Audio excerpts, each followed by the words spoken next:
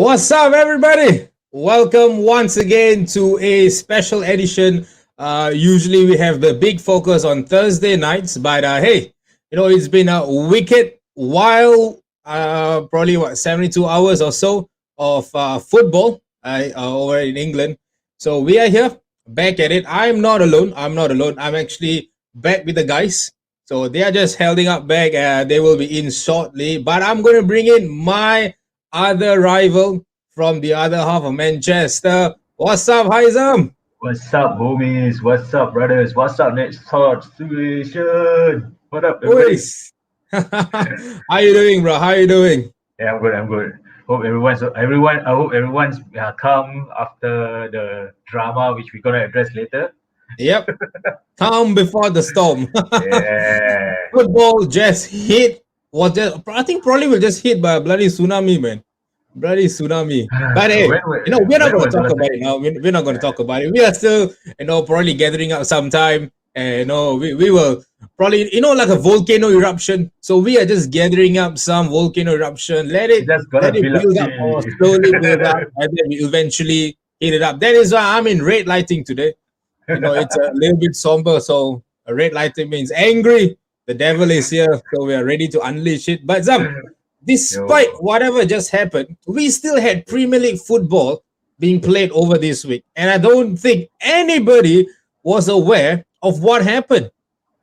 Oh yeah, I think the whole tsunami overshadowed the games that happened over last weekend and also yesterday, especially, and I think yesterday's game had an impact as well in that sense.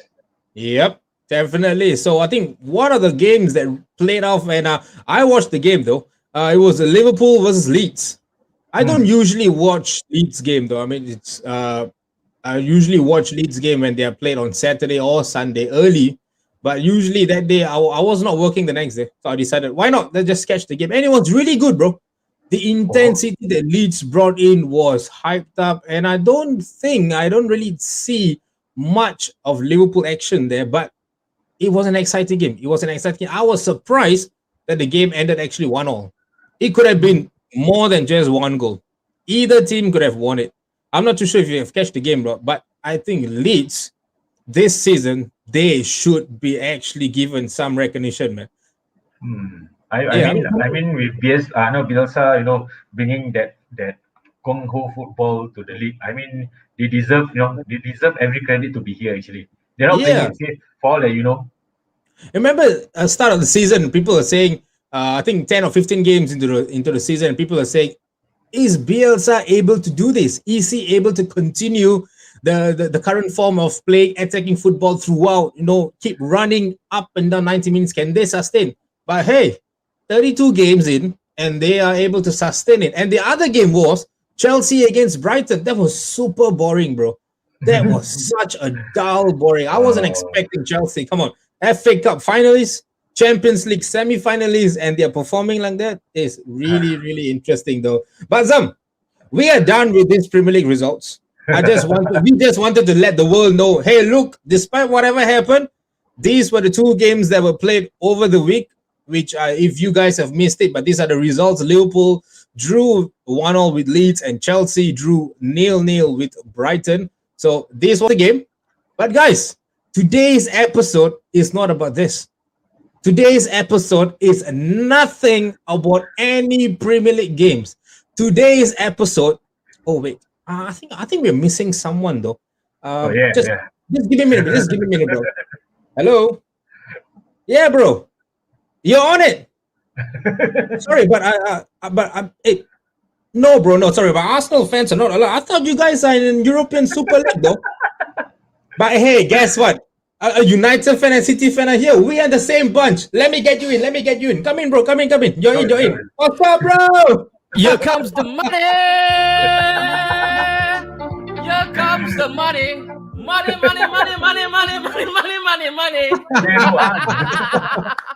Here comes the money. Nanti. Hey, just give me a minute. Call another one up. Sorry, from Villa Park, is it? Hey, not included. Yeah, you're not included though. You didn't get the invite though. I mean, didn't you not get the memo? Villa wasn't invited. I mean, I know you guys have wealthy owners, but you're not invited. You want to come in? You sure? Okay, bring him in. He's forcing himself in. He wants to be part of the crew. Guys, give it up for the one and only. Yes, sir. Let's go. The crew, the panel is back at it again. Take it away. And now we are complete, guys. First and foremost, before we start proper, Haizam.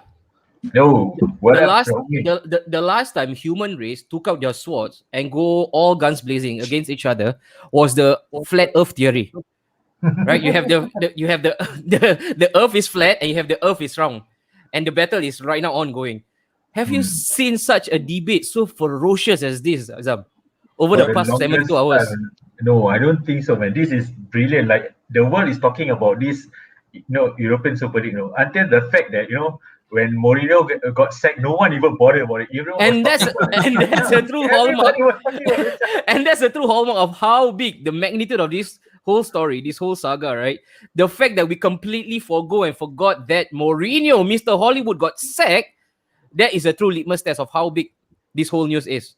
Tiban, I want to go with you, man. Before we even start with whatever comes after Tiban Ramani, how have you been? Why were you not part of the WhatsApp group chat? I'm glad I wasn't lah. You were missing, bro. You were missing. You were missing, man. Come on. You were missing. Why were you not part of it?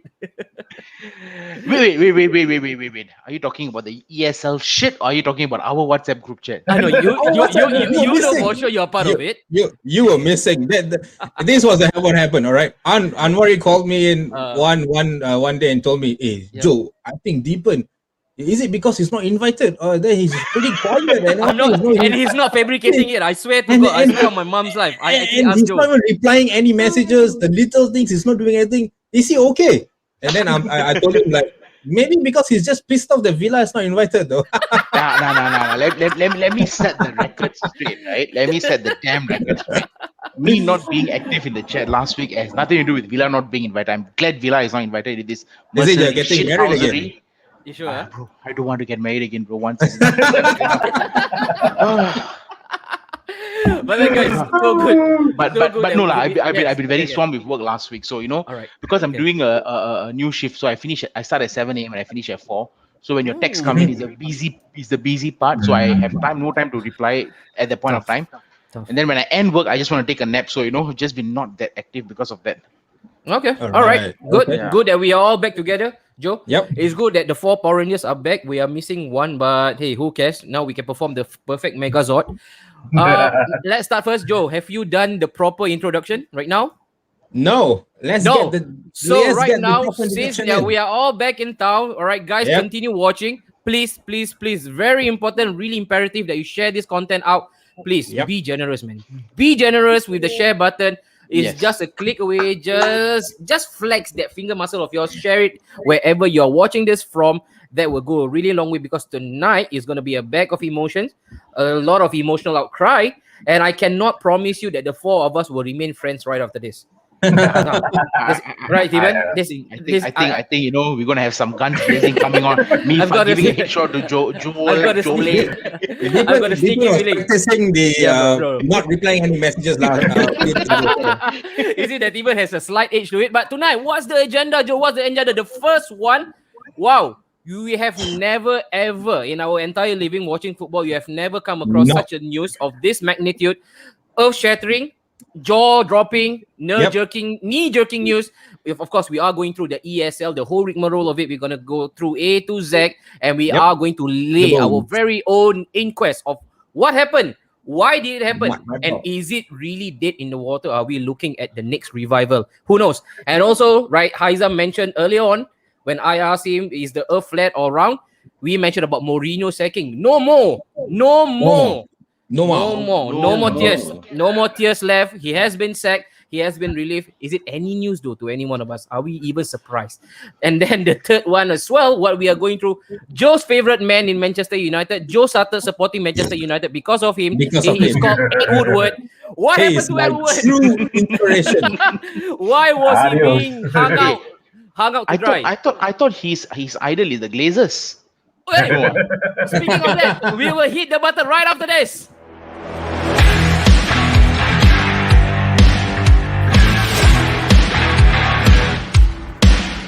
You're never gonna make it, you're not good enough. There's a million other people with the same stuff. You really think you're different? Man, you must be kidding. Think you're gonna hit it, but you just don't get it. It's impossible, it's not probable, you're irresponsible. Too many obstacles, you gotta stop it, yo. You gotta take it slow, you can't be a pro. Don't waste your time no more. Who are you to tell me what to do? I don't give a damn if you say you disapprove. I'm gonna make my move, I'm gonna make it soon. And I'll do it cause it's what I wanna fucking do. Cause all these opinions and all these positions, they come in millions, they blocking your vision. But no, you can't listen, that shit is all fiction. Cause you hold the power as long as you're driven. There's no way that you make it. And maybe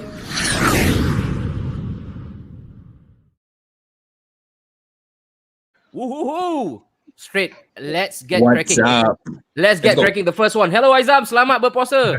Buka apa tadi? Let me just buka tea. 5 time.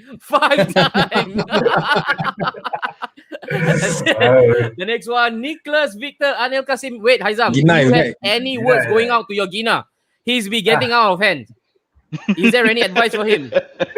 This guy is like a bull in China shop. He's all over Facebook. He's all over Facebook, man. Yes. Hey, Nicholas Victor Anil Kasim, whatever you are, you can be Nicholas Sean Gotasim as well. Why aren't you sharing this content of ours? Go and share first. Yep. Get it done. Mamat, Casper, thank you, bro. Mamat, as usual, like and share done, guys. Thank you so much, Mamat. Hope you had a blast just now, Booker. Even Mourinho second couldn't overshadow the ESL upheaval, and everyone lost interest in the games played. Will lose all fan if they did proceed on. Of course, more of this right on. Okay, so let's go. Again, no surprise what we are gonna start with, because the thing is, Joe, we had the opportunity to straight get into the hearts of thing, get right into it on Monday, right, when the first news broke. but we decided to play it cool. We wanna decaf the whole situation. We wanna take the sting out of it, because we do know that there will be a follow up, right? There will be procession right after Monday. So when the bomb dropped, poof. What was your exactly? What was your instant reaction? I could hear his heart break from Ishun, sia. Relax. All this time. but Joe, because we were in contact, right? Remember, we were all still chatting through WhatsApp when the news broke. I think we were watching United, wasn't it, against Burnley? Yeah, correct. And then the news broke. What was your initial reaction, Joe? Same like any other fan or in football. I was devastated. I was like, what the hell you guys are thinking? What is going on? This is football that we're talking about. But that only lasted a couple of minutes. Because you know me, An. I love to go dig deep inside. I love to know what is really happening. Why are they doing this? And it just took me 2 minutes. Another 2 minutes to realize, hey, look. Actually, what they're doing is not that bad, though. They are doing it because they needed to do this. And I think not many people have seen the other picture the past couple of days. But now, the past yesterday till today, that's when I see a lot of people right now realizing, hey, actually, whatever these owners did is actually something that none of us thought would happen, but it's meant to be done. It was meant to be done because all this while, this few organizations were doing it all this while and nobody were saying anything. Mm-hmm. And all of a sudden, they did it. It becomes a big issue. I just want to end it before this so that Deepan and Aizam can have their say. Once someone's pocket get hurt, that's when the whole uproar begins. Okay, true. Yep. True. And there you go. Okay, sorry guys. If you're wondering who's Saffron the Clown, Alexander. He will not be joining us. The reason why I wanted to have this so that we can have this layout so you can see what's coming right below. The ESL game, was it all negative? Haizam, straight on to you. I know you flinch. You hit the panic button straight on, you said your stuff, you release your drop, and it was all negative right from the get-go. You want to explain yourself? When you first initially read of it, was there a moment of disbelief? Did you actually rub your eyes and did you even question yourself like, wait, where is this going? Is this an April Fool's prank? This is way past 1st of April, man. to me, I still believe that when I saw City's name in there, right, I felt that what the fuck is like, why are we sleeping with the fucking enemy? Ramadan, guys, Ramadan over already. Pardon me the French, pardon my French, but really, like the thing is that, I mean, looking at it at a bigger picture, it's like lesser of two evils. UEFA for all that they are doing, is still terrible in a sense. But the way it's being done, this European Super League, and it's announced in such a manner, that like everyone saying that that they resign. I felt that why is City involved? Why are you involved in the first place? Like, you guys know that these are the same teams that try to keep City out of the FFP issue, and suddenly now you're best friends. Like, no, man. For a lack of a better term, you guys went in bed with the same people who cheated on you guys, who wanted to stab you guys right at the back. Precisely. That's the term. Yeah. And then was that singularly the biggest factor when it comes to just your disgruntlement, that you guys are in not good terms with UEFA? What if you guys were always good with UEFA? Would it have actually made it less placid? No. I feel for me personally, I feel that football has always been about the people's game. When it comes to money, all this stuff, right? I think it's just the ESL is just the byproduct of UEFA's incompetency. They changed the whole format, wanting to accommodate Real Madrid's bullying ways, of like, just because they are like the 8, 9 time European champions, so they have the right to change how the narrative. I mean, come on, let's touch our hearts, put aside our biasness. Why we support football? We love the drama, we love the uncertainty. Stan Kroenke. Oh my god. Oi. But really, to me, my whole issue with ESL is that City was involved sleeping with the enemy. That's all. Okay, sleeping with the enemy, Joe. Not necessarily a bad thing. Not necessarily a bad thing. No. It could be a hot, steamy session. Sleeping with the enemy. But Devon, on to you, Devon. Of course. If you're a guy, you are probably that guy whereby not only are you not part of the WhatsApp group, you are also not part of the friend list. All right, you are a complete outsider in this.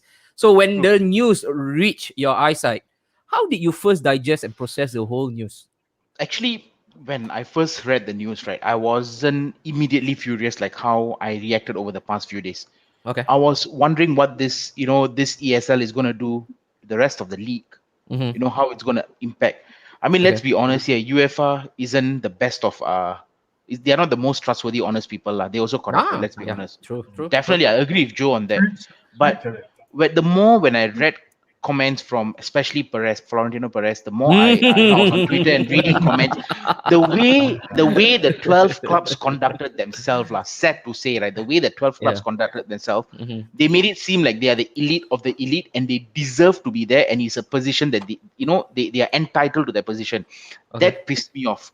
Okay. This entire ESL was created because UEFA wasn't giving enough money to the Champions League winners, so they're not getting enough money. With the pandemic that's coming about, what did Madrid do? Madrid, Barca, two of the broke ass club that are there, they probably spearheaded this shit, to start the ESL so that they get, if you're joining bonus $3.6 billion, it's like much time you're signing on in the army, right? Oh, yeah, man. The money to cover the True. And then the three Italian clubs like Muppets and Puppets, because they are also in need of money, they follow suit. And the six out of the six, the four American clubs plus Daniel Levy, they're Americans. What do you expect? Sad to say, I'm sorry, they're money minded. They don't care about the club. They don't care about the business. So the entire thing has shown that this and the stupid statement Perez gave. It is to help smaller clubs. Like, who the hell are you decide just because Madrid has 13 Champions League title? You can go fuck right off, man. Who the hell are you decide that the smaller clubs helpful over the smaller clubs in this pandemic? So you think you are entitled to this money so that you can buy the best players from the smaller clubs? Seriously, I really wish to a certain extent this ESL had gone through and they would have just all the 12 clubs over. I'm sorry to say this, guys, but don't be sorry about it as well. I mean, at the end of the day, I pity the players, I pity the fans, whether it's United, City, Arsenal, or whoever. But the owners messed it up big time. But Don't forget with that being You said, forget Spurs. facts first. But with that being said, right, from when looking from the outside, the other 14 in the EPL, I think one thing that has done, which I see in the group chat, immense amount of respect for Leeds, man. I'm not going to banter them anymore. Wow. I think lasted that long. Leeds, Everton, West Ham, Leicester, Villa. I think Newcastle came together to band together as well, even on social media and all that, to say that, you know what, screw this shit, we will make sure the league survives. Okay, all right. Joe, really scorching from both of them, especially Thibaut being the outsider looking inside. But then again, if you look right down, the question right now, guys, I don't want it to be really overly binary, whether you're in for it or whether you're out for it. You know, maybe we just want to peel that off from the outer layer. I want us to go even deeper. Okay, really deep, so that we will understand what we are actually facing up with, the demon that's actually within the compound. I want us to understand clearly what we are actually going through. So like I asked just now, I'm very sure Tiban will come back in any time. There you go. So Tiban is back. Tiban, you okay? Tiban, were you that angry that you had to actually leave the stream? He wanted to leave, bro. The moment you say binary, he's like, no, I'm out. I want this out. Relax, Tiban. Sorry. Actually, go and click on the. We'll give you a kiss. So Joe, Joe, we spoke in lengthy fashion, right? Was it all negative? You came from the other side, and I was with you. I was with you all the way through. I'm not gonna lie, I was with you all the way through. And because we see it from the other angle, Diban, Aizam, and the majority of football fraternity community and all those who actually spoke out against this, for obvious reasons, they were up in arms against it. Okay, but what I want us right now is to completely be mature and adult about this. All right, let's have a proper Discord whereby you come up with your points, I will come up with my pointers, and at the end of the day, we can still hug each other and call this cordial, right? And same goes for those people who are watching us live right now. I want your input as well, guys. You know how this works. It can only, again, be interactive. It can only be a dialogue if you guys actually type in your input as well, because I want to listen to you guys as well. It's not all about us, okay? And right now, before I even start proper with you, Joe, I want to take this on. Ridwan mentioned, I'm glad ESL has been removed. Ridwan, maybe you want to elaborate and further expand on why right now you're feeling elated that this ESL plan has been removed. I want to hear more from you. And Kieran, as usual, chiming in. Joel needs to be taupok. Two negative don't make a positive. I sense violence in this. Of course, we know why it's done. We know that there are preceding elements to this, but it's extremely bad for the sport. While the sport has been slowly degrading, this is definitely a free fall, which we all can do without. And also the next one, only Real Madrid and Barcelona left. If you are Florentino Perez, you wouldn't want to back up right now, right? You would look like an absolute joke and clown if you did. And then Prem actually, hello Earthling, hello Prem. Hello Prem, hello. And then who is this Sefrin? Who's this Sefrin? I don't know who Sefrin. Ridwan, if you don't know who Sefrin is, you go and Google it up. Google him down. I'm Mio. very sure Mio. He will lead you down to some really proper rabbit hole. Okay. So the next one, was it all negative? I have already explained my part. I want to listen from you guys as well. Let's again all appreciate and just shake on it right after this. But Joe, I want to come in from your angle first. Because I spoke to you guys, Diban and Haizam. I spoke to him, I think on Monday or was it Tuesday? Because I know Joe for sure. He follows NBA quite closely.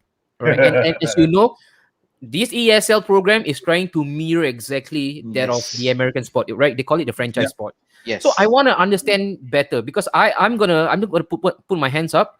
There are the nitty-gritty details that I really don't understand. He has completely eluded me, and I wanted a better understanding of it. And I thought Joe would be the perfect guy because he follows NBA quite closely. And Joe actually made really, really good points, man. Really good ones. They are really practical, because right now, in the current climate that we're in, the football, the sports that we all love, really in dire need of player management. And Joe, you draw a lot of parallel. Why not you start first? I want to ask you, Joe, was it all negative? Because you gave me a lot of positive pointers, Joe. And one of it being the players management. And then the second thing is, I know right now they are completely throwing a dam on it because they say that this is anti-competition.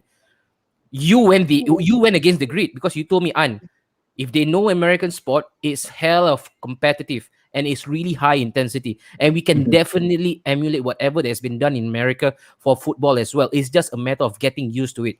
Joe, this is your time, man. This is your time. Go for it. I don't want to say anything. I just want to be a listener today. I just want to listen to you because you really boombazzled me that day. Same. Hoodwink everybody to believing that ESL is actually the golden dream. Yep. Okay. I'll start off with, I'll say that I'm not supportive of this league. All right. And to start off with, it's not a breakaway league. To start off with, ESL was never implemented to break away from any domestic league. All right, it's just to replace the Champions League. Why? I'll come back to that. All right, but to start off with, it's not to break away from the domestic league. The reason why the FA, UEFA, and FIFA surprisingly decided to all join forces together, one thing is because, pockets are being hurt. They are not being able to earn the amount of money that is being spent or is being used in ESL. All right, that's one thing that's been given. All right. I'm going to touch base on NBA and NFL. I watch NBA in a certain time. NFL, I don't really support any team, but I watch how the team management is done. The team management is done. NBA, they play 3 days, week in, week out. Every 3 days, they have one game. Every 3 days, they have one game. But the thing is, NBA and NFL, they do not have like how EPL or any other French league have. They do not have like the Carabao Cup, the FA Cup, the Champions League. They do not have this kind of sub-cup. It's just the NBA league, and that's it. NFL league, and that's it. Whoever plays the league, the top 8 goes in, and then you play the knockout stages, and then from there you have the Super Bowl and the NBA finals. So that's how NBA and NFL is run. And that's how the American owners also are thinking, hey, why not? We have a league system, and then we've progressed to a knockout stage. From there we get the winner. So that was the main concept these guys had, which is a bit bullshit because I don't see that happening in football because it's little bit difficult. Especially when you only have that limited amount of teams, like only 20 teams, and the founding teams are all teams that have a lot of money. All right. With that said, if you're going to talk about player management, I think Klopp has done this before. If you have heard about how player is being managed by the FA, these guys are being the puppets of Premier League. Yeah. You play, and that is it. I'm asking you to play. There's no such thing as for you to say, oh, I can't do this, I can't do that. No. We play a Champions League game. I'm not going to talk about specific team. We play a Champions League game on Thursday. And the next thing you know, that guys have to play the game on Saturday. All right. Usually what will happen in NFL or NBA, if there's a midweek game, all right, and if they decided in saying that, no, there's not enough amount of rest, they are able to push the games forward. But in FA, they do not do that. Why? Because of TV rights. If now a United Liverpool game is supposed to be played on Saturday, like just say 7:30 kickoff, and that all the TV rights are over there, but then because United and Liverpool play a Champions League game on Thursday, they will not shift it to a Sunday because they will lose the amount of money that will be broadcasted on Saturday. So they will never in a million years push it to Sunday or Monday and say, look, I think your players need some energy. They need some recovery period. No, the players finish on Thursday. They come back on Friday, 1 day of rest, and they go again on Saturday to play the game. There is no proper player management. First point. And what the ESL is trying to do is there will be proper facilities, proper player management for these players. Whoever play, because when ESL replaces Champions League, whoever is going to be playing in ESL, they will have that proper player management. Just look, you just played a league game on Monday. I'm not going to throw in an ESL game on Wednesday. No, that is unfair. I will throw in a game maybe on Thursday. Your team and your players rest up a bit, and we'll play the league game on Sunday. In that way, you got at least 3 to 4 days of proper rest. Your team is prime and ready, and you are able to show a full 100% and not a dry game when it comes to league games. So the ESL was ready to actually cooperate together with FA and say, look, we will play together. Your domestic team still stay, but we'll just have this understanding whereby when we have a midweek game in Wednesday, you just got to push your league game to Sunday. Yep. All right. We will share the amount of cost. But that was not what FA wants. And come on, guys, UEFA and FIFA has never been on our good books. Sure. Haizam, you know that very well. All right. Yeah. They have never been on the good books. We have heard a lot of corruption of FIFA. We have heard a lot of facts of what happened when they do FFP and all this. Which we will come to the next section. Yeah, which will come to. Just Right. about UEFA as a body. The thing is, the moment UEFA and FIFA, all these, when their pockets are being hurt, they all join forces together, and they started to eliminate this. Yes, I get it. ESL is not really a good thing to be done, but in the event of better facilities, better player management, better taking care of the entire league, I just feel that this would have been better played out. Yes, the whole thing was really messed up because then FA was saying that we're going to ban the teams from the league. They're going to ban teams from playing the World Cup, going to ban players from all kinds of scenarios was happening. But the thing is, if you guys look at it, who would you want to actually have a proper team management being played? Few days of rest and all this, because I'm sure that was what ESL was going to do, because they will keep pumping on better facilities, better management and all that. I remember I saw the quote. That was the quote that was given. So if you guys were to look at it back again, FA never really wanted to actually have any player management done. Yeah, they were all about the TV rights. They were all about you playing all out. I know, Deepan, you're smiling. I get it. Your time will come. But yeah, this is what I'm saying. I see a few comments and Sudhir Menon saying, "Sorry, you're making this up. None of this is based on fact."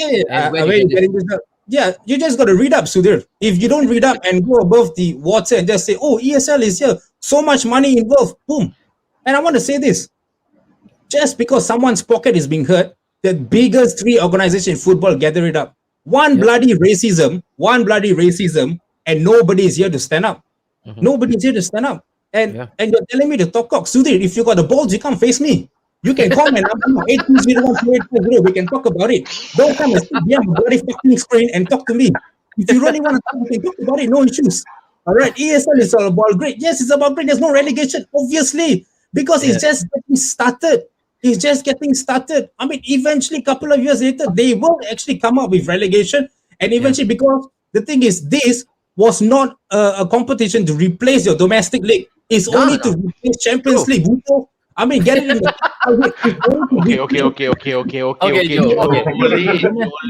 Jolie. Yeah, I'm getting it. Hey, Sudhir, I'm sorry, but I think I'm not gonna apologize, bitch. Yeah. This one, the room become red, or your face become red, and the background. Sudhir. Okay, It's like today I decided to go to the red background. Sudhir, thank you first and foremost, Sudhir. Thank you so much for chiming in. This is what we want. Like I mentioned, it's always going to be emotionally triggering for everybody, because everybody feels there's a sense of entitlement towards their opinion. Yeah. But guys, on the record, I'm not supporting this ESL. It's just that I just went to look it up and just compare it with NBA and NFL. So, and I decided to say, shit. The irony is we have American owners, and these bastards are actually trying to do this shit. And then I was telling Ann in a joking manner, Buto, imagine a Carabao Cup final, and then you have a halftime show, Beyonce performing. Probably the American owners are a bit boring. Halftime, nobody does anything. So he just want to see some booty shaking here and there to just light up the whole event. So maybe you never know. to answer your question, no, Joe, thank you so much, man. Big up to you, man. So where can I read this from? So that you might want to just understand. Go Google franchise sport. Or you will understand all the details from A to Z. They will give you a really, really much more intimate details of what happened in America, how the sport is being run, most importantly from the aspect of business and finance. All right, but thank you so much, man. Thank you so much. And then the next one from Lee Alexander, always someone who will never bite his tongue. 3.5 billion football fans globally. When ESL was announced, 3.49 billion fans declared on social media they will quit the sport, switch to watching javelin. Thank God ESL didn't materialize, and he is one guy who stood up for it. He stood up for this, and I really want to go back to Lee Alexander here, because why, right, Joe?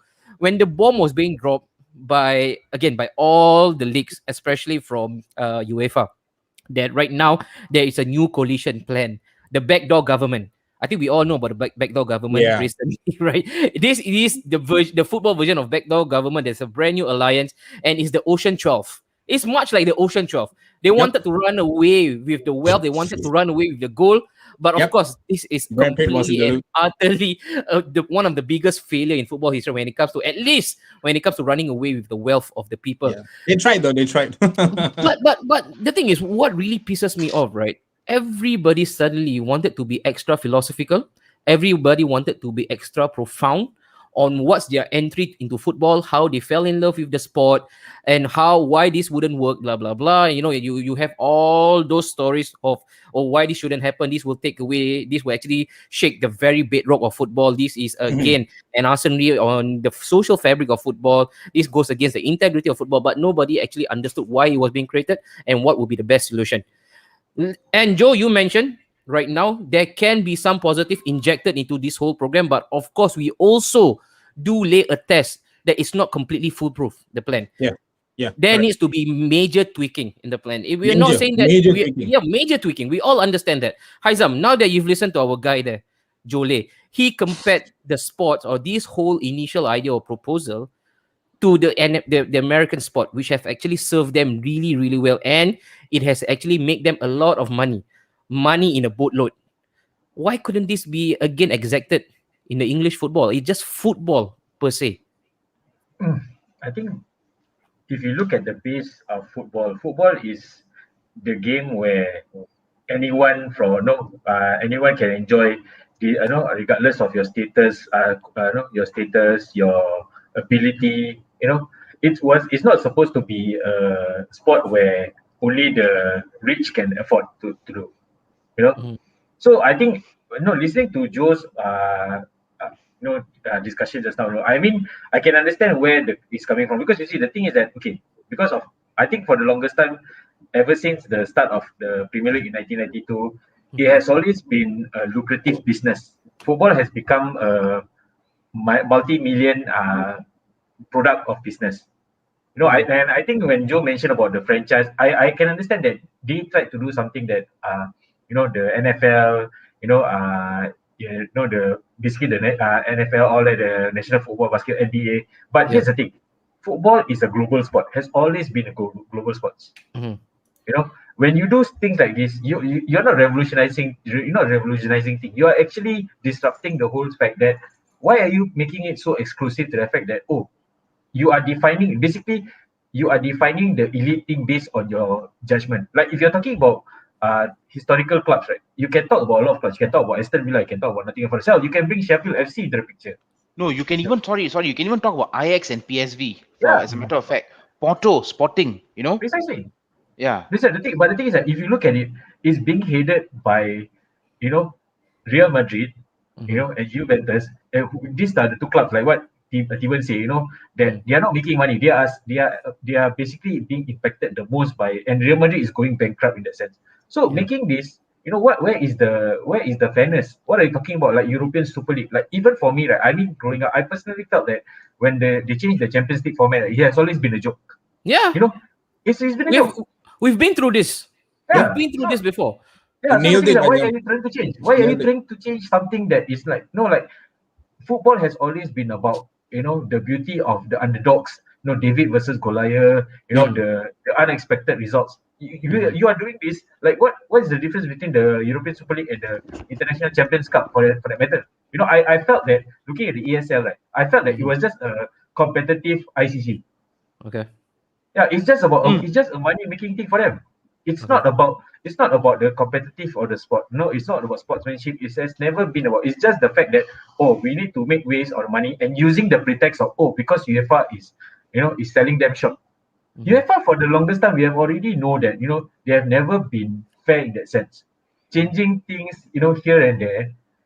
You guys they should have just basically look, let's discuss, let's improve the Champions League, let's improve the UEFA League. But instead, no, we plan behind your back, and then we just hit this bombshell, and you drop literally atomic bombs on the footballing world. People who are fans like fuck, what is this? You are trying to have when people say Avengers, the Avengers Civil War, right? It's nothing compared to what is happening right now. You have fans. Not to the most minimal extent. Yeah, it's really terrible to me, in my opinion, right? And even right now going to this from Prem, I think the intent is good in some ways. The big boys feel that they're not getting the share they need. These things needed to have been addressed earlier with UEFA. Before we go on to this, right, Tips, we have been shaking these three really, really long: players, management, and welfare.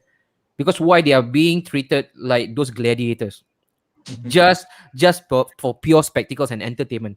And Joe made the right point just now, a really really good point that I think really hit close to home. When it comes to player management, we always forsake them. So they are being just because they are being paid sky high money, we treat them like absolute robots. They don't need no rest. They can go on and on and on and on. And when they don't perform up to task, we always blame them. We blame the managers. And this is a brand new plan that not only will they now preserve their players' management and welfare in a bottle, they are also giving them a lot of money. And of course, the argument outside of the whole ESL sign-ups, what happens to the rest of us? But they also said in one of their manifestos, with the money that we have all concluded, that will be passed down the pyramid as well. Because you might say that this is a complete farce, that is him lying through his teeth. It's the same thing that's happening with the Premier League right now. Ever since Sky got involved in 1992, or after, on the pretext of modernization, the 6 clubs, the United and your Arsenal and whatnot, they've never been relegated before. Because why? All the best, all the most plush spots and lots are always given to the bigger boys. That's why you always see us afloat. It has never been a fair competition, and that's why you see the bigger boys during the era, right? Tips in the 1990s, in the early 1990s. You talk about your Derby, your even your Middlesbrough, Leeds. You guys were known as well. The money was not evenly allocated to them as well, even in the Premier League. So why are we crying foul on this new plan, whereby it is we can completely see there are some uncanny resemblance to the current Super League that we are watching, that we all fondly known, or we've all fondly know as the Premier League. You see, bro, there is a valid point that you have said. Touching base on what Haizam said as well, UEFA is corrupted, FIFA is corrupted, Qatar next year World Cup, what else, corrupted. Yeah. Okay, going back to the early 90s when Sky took over and, it became the Premier League, right? Remodeled into the Premier League. Yeah. There wasn't a big 6 then. There was, sad to say, Man City wasn't there. Let's be honest here, right? No disrespect to Man City. Tottenham wasn't there. Okay. In fact, it was just United and Liverpool. There wasn't Chelsea, there wasn't Arsenal. And then it became a monopoly between Arsenal and United. And then once Chelsea was bought over, it became the top 4. Again, still no City, still no Spurs. City and Spurs came into the picture from 2009 onwards. Okay. And we all know how City came in, regardless of oil money or not, they came in, but with that oil money, they have established themselves. Spurs came in because of Daniel Levy's smart business plan. Okay, so they've established themselves as a top 6, regardless of how this Premier League has been. It is corrupted as well. You see, I want to agree with Joe's comment, but I only have to disagree only because if the ESL had really such a wider picture, okay, they didn't make that very clear. The only thing that was made known was the 12 big boys. I still don't know how they derived the 12 big boys. Self-elite. What meant they mentally deem themselves that? I call bullshit on that. Let's be honest. How the hell is Spurs part of that? Right? When was the last league title? How the hell is Atletico Madrid part of that? What, they won 1 league title in 25 years, so they are part of the elite. Then if that's the case, you should put Leicester. They won the title 5 years ago. Right? But tips. We all know, Tips, this is not based on merit, right? Tips. This is it's not based on merit. Based on potential reach. So where I'm coming from, so you see, I needed to get this point across. NBA, NFL, they are a franchise. They have no relegation system, Yes. They are self-sustainable on a private equity. And then you look at MLS, isn't it the same? And MLS is shit. Yeah. So No relegation. yes, there is a very high. You see, NBA and NFL could live through that.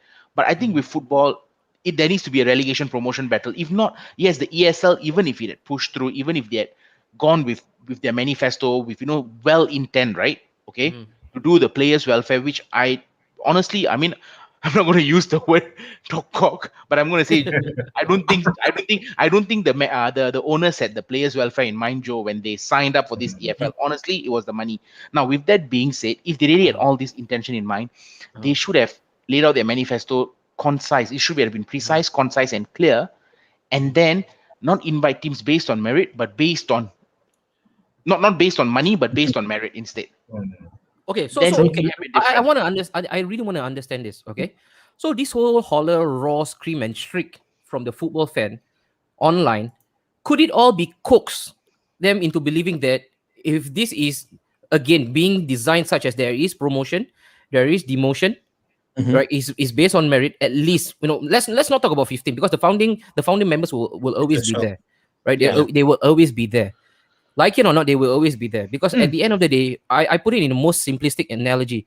Right now, you guys are Capital Land. You have a shopping center.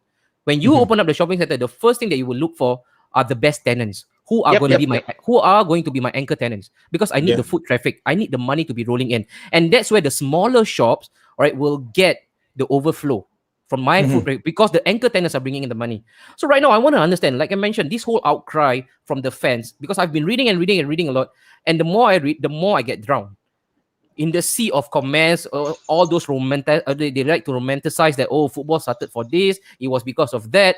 So you mentioned, Tips, if it was being done slightly different, you would have accepted that whole notion. Honestly speaking, yes. If you tell me, okay, from the English league, you're gonna have 2 representatives, 3. Let's give it 3. Okay, from the German league, you're gonna have 3. From the French league, you're gonna have 3. From the Spanish league, you're gonna have 3. Italian 3, and then you're gonna have teams from the Dutch division, the Portuguese division. Yes, teams that have that this team should be the anchor team. But the thing is, with the way the news came about and how it just hit, it was very clear it wasn't done with the intention, for the good intention of the players in mind, or the smaller clubs in mind. Trust me, it wasn't done with the intention.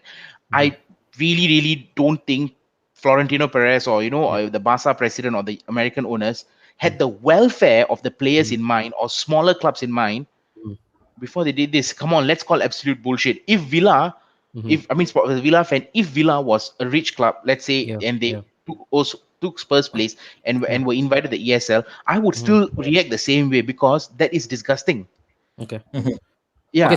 So the theme right now that I can just cold press from the whole sentiment given by Tips, it's unfair management, and it could have been done slightly better with the smaller clubs' welfare, or not say the smaller clubs, the clubs who were not invited. Let's put it that way. Let's be more cordial and more diplomatic about it. The clubs that were not invited. If their interests were being taken care of, then this could actually have taken a different route. Haizam, he mentioned that this is not fair. Has the FA been fair to us? You talk about player management. You talk about money. And I call this straight bullshit, because why? The FA, for once, because your manager goes all out in all fronts. You talk about the Carabao Cup, Man City will be there. You talk about the English Premier League, Man City will be there. You talk about the FA Cup, the Premier League will be there. And we always have the same old, just the same old complaints. It has been perpetuating over time. Where's the rest? Why is it all being cramped up? Isn't that being cramped up all about because it's because of money? Because FA want to actually press every ounce of juice out of the clubs, especially the bigger boys? Of course. If you look at it, yes, for the longest time, ever since the introduction of the EPL in 1992. And why are we crying foul when it comes to the ESL? Because they both share the same principle, the same virtue. But here's the thing, okay. Because the FA, okay, it's kind of like the top heavy, where the FA answers to UEFA answers to FIFA, blah blah blah blah, and they have the ultimate power. Okay, let's give this scenario. Okay, what if the ESL kick forward? The football landscape will change definitely. Like you imagine, like, okay, I think one example that I can think of is this the Indian Super League and the Indian Premier League. I think when the Indian Super League was created, I remember they were saying that there was such a huge uproar in India that they were saying that, the Indian Super League is run in a franchise mode, while the Indian Premier League is actually the ones being managed by the Indian FA. And I think in Indonesia also had the same thing, where they did the franchise thing, and I think there was a huge uproar. But here's the thing, this is within the country. Now you're talking about the whole of Europe. You want to do this franchise, if you're talking about like US, MLS, NBA, they are able, because the thing is that it's within one country. But when you talk about the European Super League, supposedly replacing the Champions League, and you invite these 12 clubs, where's the logic? It's not replacing the Champions League. It's just basically that, okay, let's say for instance, if the Champions League and the ESL run concurrently, okay, it becomes a super joke that let's say City, okay, we don't want to play in the Champions League, so it's okay, we get 6, we get 7, but we conquer the ESL. It has become a joke. It's not about the Champions League. Then what's the point of the Champions League? What's the point of Europa League? the idea, the essence of Champions League having 6 teams in per league defeats the name already. It's like, it's not even you shouldn't call it the Champions League. Exactly. You just call it something UEFA, top 6. Sorry, I just wanted to touch base on Haizam, with Haizam there. If they had wanted this this ESL to replace the Champions League, right? Yep. Then that format could have worked if they, let's say, start off from next season by having the champions from each country. So it's going to help the smaller countries. It's going to help Liechtenstein's champion to come in and play in the Champions League. It's going to help Andorra's champion to come in and play in Champions League. Or hell, even Ireland, Derry FC. But let's be honest here. If they're going to have the Champions League, ESL to replace the Champions League, and they're going to have, let's say, 20 teams, 10 in each group, and then you play the top whatever, right? They should have done it that way. You call the champions of the team, or even if you don't want the champions, if it doesn't generate, if you're going to tell me who wants to watch Juventus play Derry, fair enough. Okay, fair enough. Then you can have maybe the top 2 in that case from each league. But like what Azam says, if you have 6, then you have like what? Then what? No, don't talk about the English league, okay? You talk about the Spanish league. If Osasuna finishes 6, they go to the ESL. Then the same thing applies. Who's going to watch Juventus versus Osasuna? Or if Eintracht Frankfurt finishes 6 and they go to the, the argument is there. Why? Okay, fair enough. Oh, all right, Joe. Let's take a bit of sting out of this whole conversation. I knew we are going to ruffle some feathers tonight, but that's good. We have shared our thought, though. What about you? That's good. Let's keep it. No, you mean me? Okay. What about you? Really, your opinion. Okay, the thing is, I for the longest time, right, since the past 72 hours, I've really been unequivocal when it comes to my stance. Because why I totally lean towards Joe's part of his program, but like I really want to chime in with Theban's thought just now. Or was it Haizam? I think he said that. And also the more that I listen to Florentino Perez, the more doubts starts to actually set in. Yeah. There's a lot of I think there's one thing where he said that really, really irritates me, and I was like, shit, I was like supporting you, bro. And the moment he said that, right, I was like, fuck, you know which part? The moment he said he can create his own World Cup. I think at that point of time, I just was like, okay, shit, that's it. Correct. Shit just got real. At this point of time, I thought you were just talking about ESL and we were just going through with this player management. The moment he said World Cup, I was like, oh shit, that's it. Yeah, you give him any more chance, he'll say he'll create his own Earth lah. That's what, and that's where I thought. That's why I thought it was really dangerous. We are really treading on dangerous water if we let this guy dictate the movement and what is supposed to be the modernization of football. And that's the scary part. It was because of an individual, not because of the whole proposed plan. Because I see a lot of good positivities out of it. Of course, at this current moment, it's super flawed. It's being marked by little gaps that we have not plugged away. But I know for sure this can actually work, and not because I'm an Arsenal fan. Look, people say that, because Arsenal and Spurs, they are actually the biggest beneficiaries from this program. Dude, look, I really don't care. Even if Arsenal is not part of it, I'm completely fine by it. Because I can really run away with the narrative that Arsenal are no longer part of the Big Six. I do understand that. But if you also refer back to the latest Forbes list, the top 10, we are still there, boys. Number correct. 8, the most valuable team. So the thing is, this is not a competition about who's better, who's doing better right now based on merit and all this, because we all do understand and why the clubs mentioned they have a global outreach. And I want to go over to, and you ask where I stand. Where I stand is ESL must go through. Maybe at this current moment, it should be suspended, rightful so. They should be suspended because at this current moment, there are still a lot of really plaguing holes that we really need to place up. And if that happens, I'm very, very sure this plan will eventually get the pass. They will pass this motion, but not at this current moment. Really not at this current moment. It was good while it lasted, the first 24 hours at least. But the more I read about it, the more I thought, man, this is a complete farce. Arsenal, the European Super League champions. Don't discount us. Don't discount us because the thing is with Arteta, his top 6 records, are the best. He always bring his A game and is against the big boys. But I want to take some of the comments first. Let's go, right? Like I mentioned, he's buzzing in, bro. He's buzzing. A lot of let me just sift through and look. Now perhaps these big boys had actually wanted to strike and not partake, UCL also rallied their fan base, and perhaps change could have come about differently. Perhaps UEFA would have listened. Now I'm going to go to UEFA right after this, Prem, so maybe you want to hang on for a bit.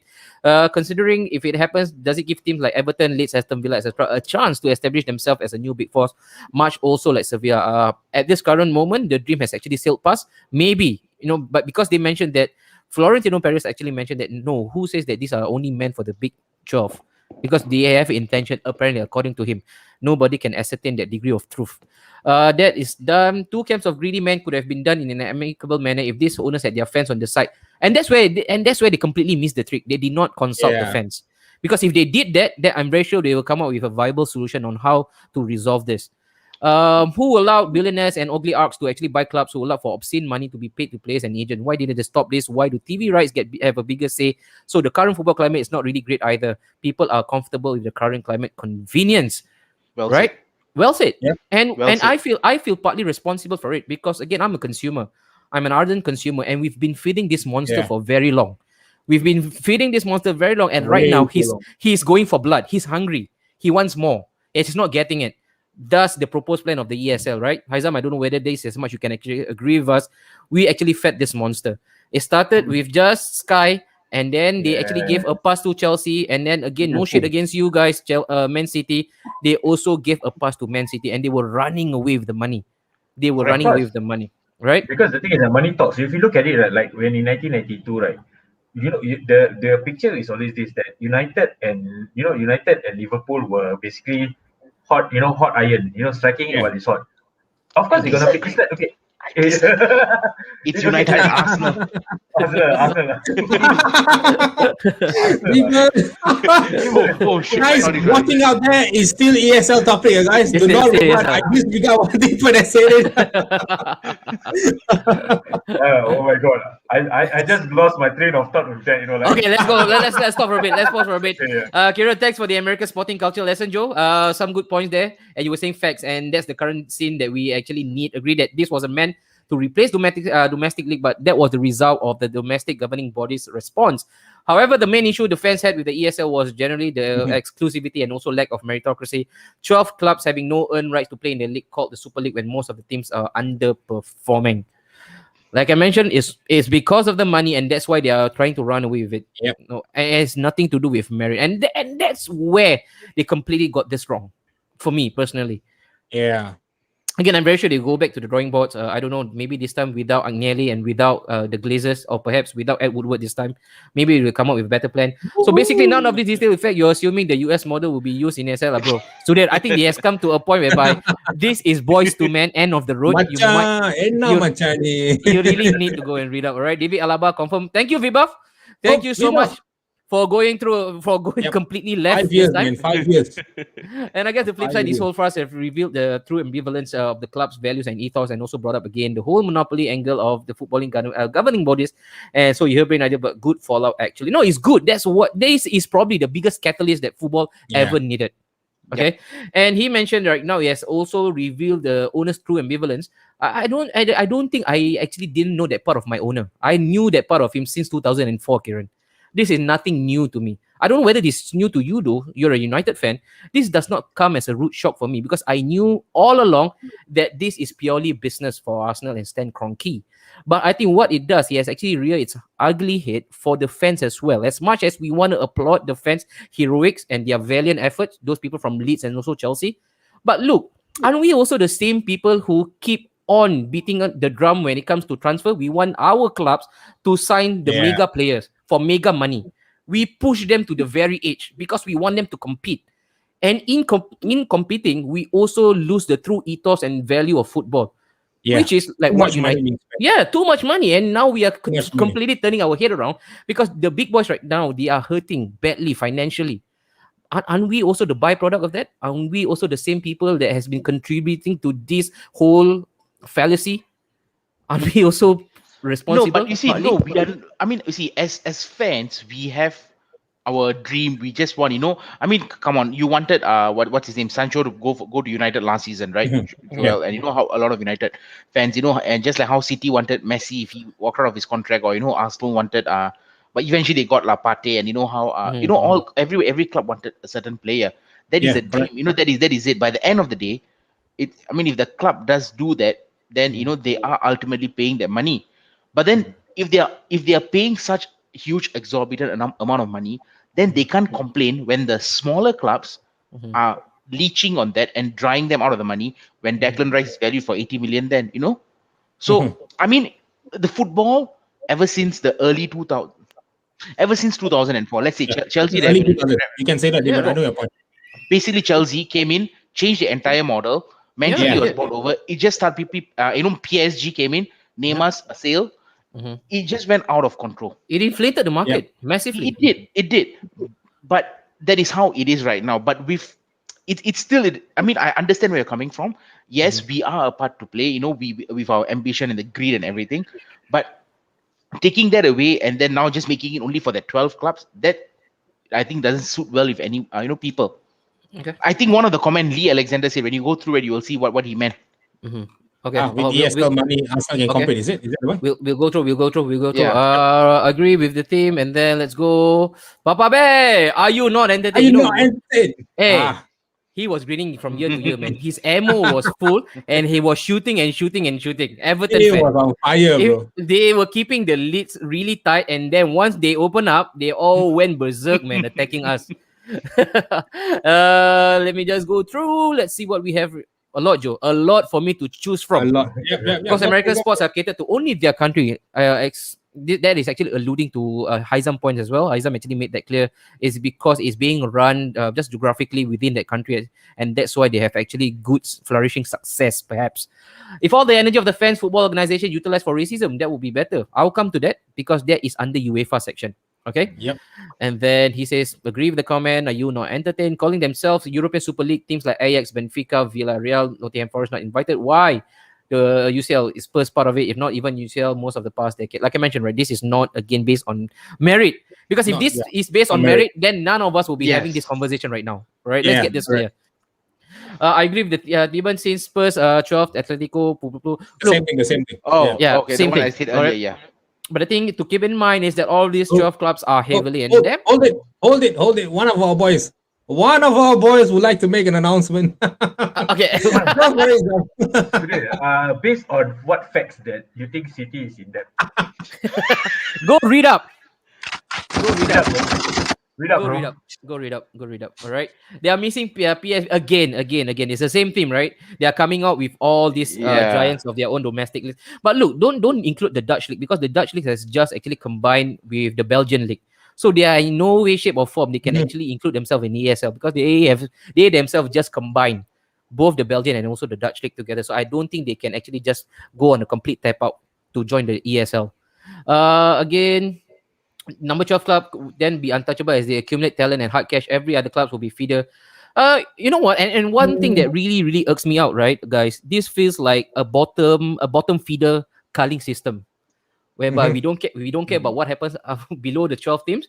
What we care is we get a lot of money, and then whatever excess we have, we're gonna donate it down. The money is just gonna trickle down organically. But then again, what's important? The 12 of us remain alive. I agree. There's a lot of malice in that. I agree. Like I mentioned, when the more I read about it, right, Joe? I think I actually told you this. It felt like it was really a bottom feeder culling system. Cut out all the small ones. Sorry, Dave. Yeah, go ahead. Debs, go ahead. No. I mean, I was going to say these guys, you see, now that we're talking about this, part of me, I don't blame them only because they are all businessmen. Yeah, you got it. Yeah, now you got it. They're all businessmen. Yes. They don't have football in them. They don't have football in their mind. Business. They don't. Yeah, they don't. It's business. That is why it comes to the point. Sorry, Ann and Dibs. That's the thing. The thing is, when you guys look at it from a business point of view, these guys, they don't give a shit about football. They don't. For them as business. The thing is, for them is, but don't we know that? Don't we know that from the start? And they did say that the amount of money that they get, they will channel it down to all the pyramids. But did they say not? They will not pass it down to FIFA, UEFA, or FA. None of these three organizations are going to get any piece of the cake that these 12 boys are going to get. But these 12 boys are going to channel it down to the pyramid. That goes to say that these three organizations are never going to earn money from this. This feels like a corporate. This feels like Joe, a corporate tug of war. A corporate war. A corporate tug of war. It's a corporate war. Yeah, between the three governing bodies, right? Yeah. and we got caught in the crossfire, the fans. With analogy, what happens if the best tenant doesn't generate any revenue, takes up space? Should there be a permanence to the founding team? That doesn't make sense in the long. Look, Kieran, I think with football, it's ever evolving, and like at the end of the day, this was all again founded based on money. It was the money factor that actually drove them into planning this new coalition. And I'm very sure if there's one team that is not generating enough money, I don't think these people has any humility and shame to actually call their other counterparts out to get out of the whole league until they buck up once again. So I don't think the 12 founding members would again have almost cemented their position permanently. But if you also look at the past history, the past 12 teams have always been there. It's not only 2 or 3 decades that you're talking about, with the exception of probably Spurs and even Arsenal. And Arsenal even, maybe Arsenal really started from the late 80s. And then we started to flourish, and then TV started to actually open up their eyes. Say, hey, maybe this is the upcoming one. But you are right in a certain sense. But like I mentioned, history has actually shown that these clubs have always generated enough money, and it's because of these 12 teams. Again, it feels really weird, man, to say 12 teams. No, bro. You see, Chelsea as well. Zam, brother of mine, no disrespect to City or Chelsea. Yes, but they've not generated that amount of money up until they were bought over. But they will long continue. But keep deeps. They will long continue, right? With the current management and regime that they have. Chelsea almost went out of business in the late 90s, early 2000s with the way Ken Bates ran Chelsea. Yeah, and right now with Roman, right, for the past 2 decades, he has been showing that he can keep the book balance, and he can also bring enough money and attraction into the league. So, correct. And I think based on that, sorry, you were saying? No, go ahead. Tips. No, if you're talking about the 80s and 70s and all that, then Chelsea was nowhere there. It was, United were there, Liverpool were there, and then you had the likes of your Nottingham Forest and all of that, or even Blackburn, but it wasn't Chelsea. To a certain extent, City was also up and down. City were always there, but then they went up, they came down. So, if you don't include Spurs in it, then I don't think Chelsea should be included in that as well. The 12, how do we deem that? It's because it's for modern football. It's from the top 10. No. That's right. It's because of the modern landscape. So let's say, for example, if the team is not doing well, does that stop the fans from watching though? Because at the end of the day, they are taking money from TV rights. That will be the biggest financial funnel. So in Kieran's theory right now, if they are not performing well, does that stop the fans from watching? Because if the fan is still tuning up, let's say, for example, in this case, Sky Sports got the broadcasting right. Will that stop an Arsenal fan from watching Arsenal getting hammered by Barcelona 8-0? No, we are still watching. And if we are still watching, the money is still coming in. Unless you tell me right now, I woke up from the wrong side of the bed, and then all of a sudden I decided, no, football is no longer for me. I've had enough. I'm not going to tune up anymore. You see, I'm not speaking on myself. I'm just speaking on based on people that I know. Some of them I know personally. They've completely unfollowed the club that they support just because the club is a party in this. Correct. So if one or two people we know can do that, so I think a lot of fans worldwide were probably prepared to do this. Okay. Right. I mean, at the end of the day, it's a what if here that we're talking about. What if? Yeah, true. Just what if. But the thing is, but the thing is, these were the owner's decision, though. Why are we boycotting our clubs? Yeah, you get what I mean. Why are we boycotting the club as a whole when the owners are the one making a business perspective decision? It is to hit the owners. It is to eventually hit the owners. They are not going to hit, even if the fan unfollows or follows. If you look from the business perspective, you get what I mean. Look at the pandemic right now. Sorry, Dave. Look at the pandemic right now. Despite the pandemic, the clubs are still making a decent amount of profit. So with the fans in it, they will make double the amount of it. So the thing is, for me, I just feel it wrong when clubs and when fans go, oh, I'm not going to watch any of the games. I'm not going to watch. I mean, the players are playing. The players have yet to play. If you don't support the players during these tough times and you're just going to boycott the club because the owner makes a decision, then why are you watching football for? You're watching football because of the owner. True. I mean, if let's say my club was playing, I would still watch them. You know, I mean, even if it wasn't my club, I would still watch United play Madrid. Right? I will still watch the ESL. But the thing is, when these people so-called started saying want to boycott the club, I think the owners woke up. So they probably felt that no one is bigger than the club. So in that aspect, I think the club won, the players won, the fans won, Okay. Yeah. and not the owners. All right. True. Why were people flying around the world for international friendlies when the world literally stopped traveling? Hello, FIFA and UEFA. There you go. Another one. Prem. Hello. You Stefan, you look you want to answer this? you look like an important fella, man. For our next topic, you look like an important fella. And then well played, even brilliant point. So if they really wanted to make changes, I think they would have agreed calling the champions. But the big boys just wanted to look after themselves. If they had done a strike and tell UEFA no changes, we ain't participating, then there would be a move. You get the fan base going, throwing the ball back in the UEFA's court, putting pressure on them, and that's what we needed. Probably at the end of the day, this could probably be the biggest poker game between the 12 and UEFA. There were a lot of posturing, right? In this whole 78 hours or 40, whatever hours it was, there was a lot of posturing. What are you doing? Are you going to show your hand? Are you going to show you?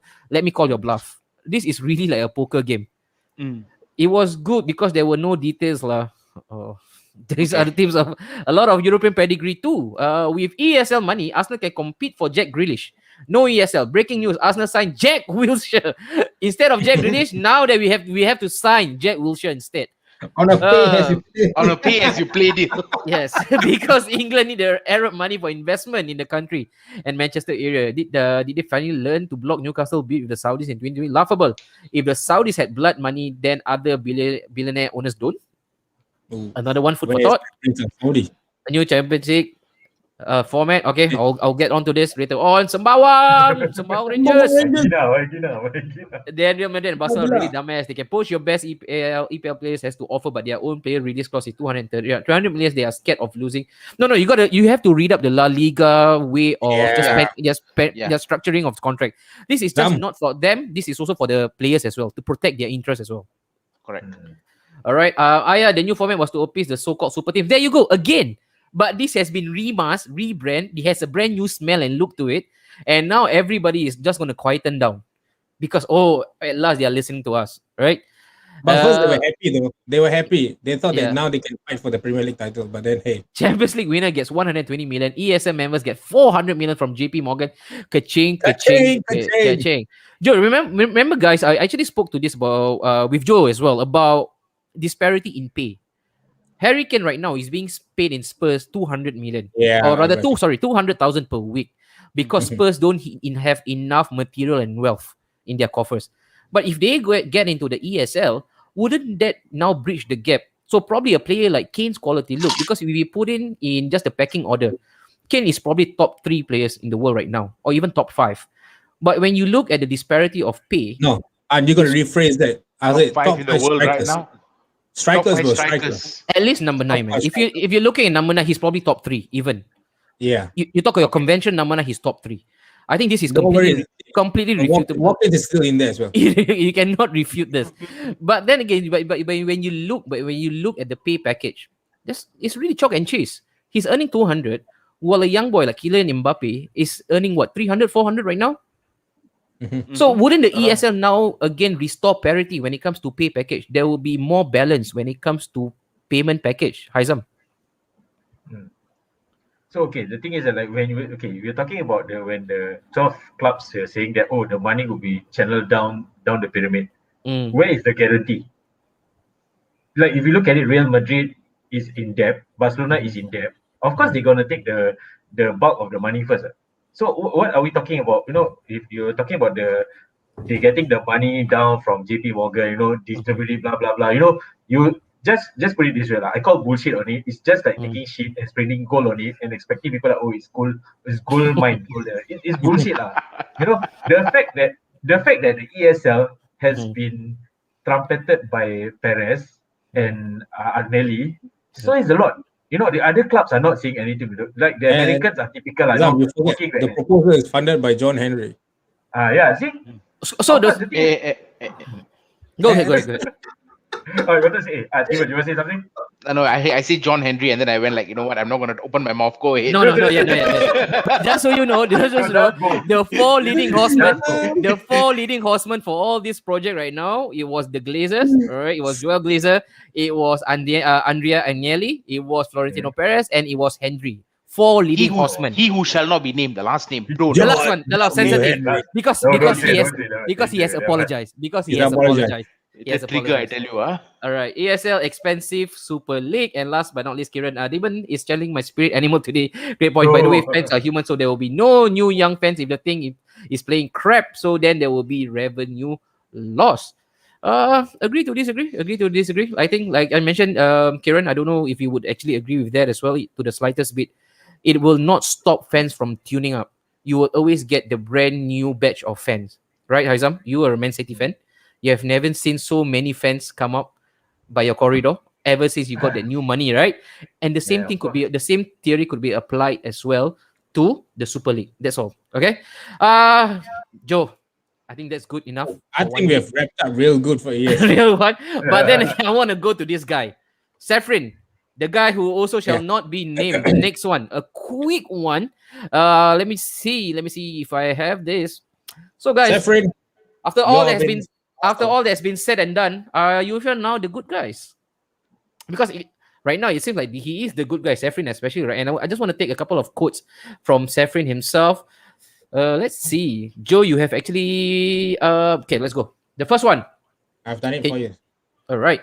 So let's not pretend the likes of Sky, FIFA, and UEFA are actually asked about the fans and grassroots footy either, though. Right? Realistically, they are only this outrage because someone has found a better and greedier way to make money and hasn't involved them. That's one.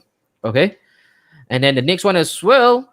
If you're upset about the European Super League, put the same energy into being upset about UEFA, FIFA, Sky, and the Premier League. Sky have fleeced you for decades.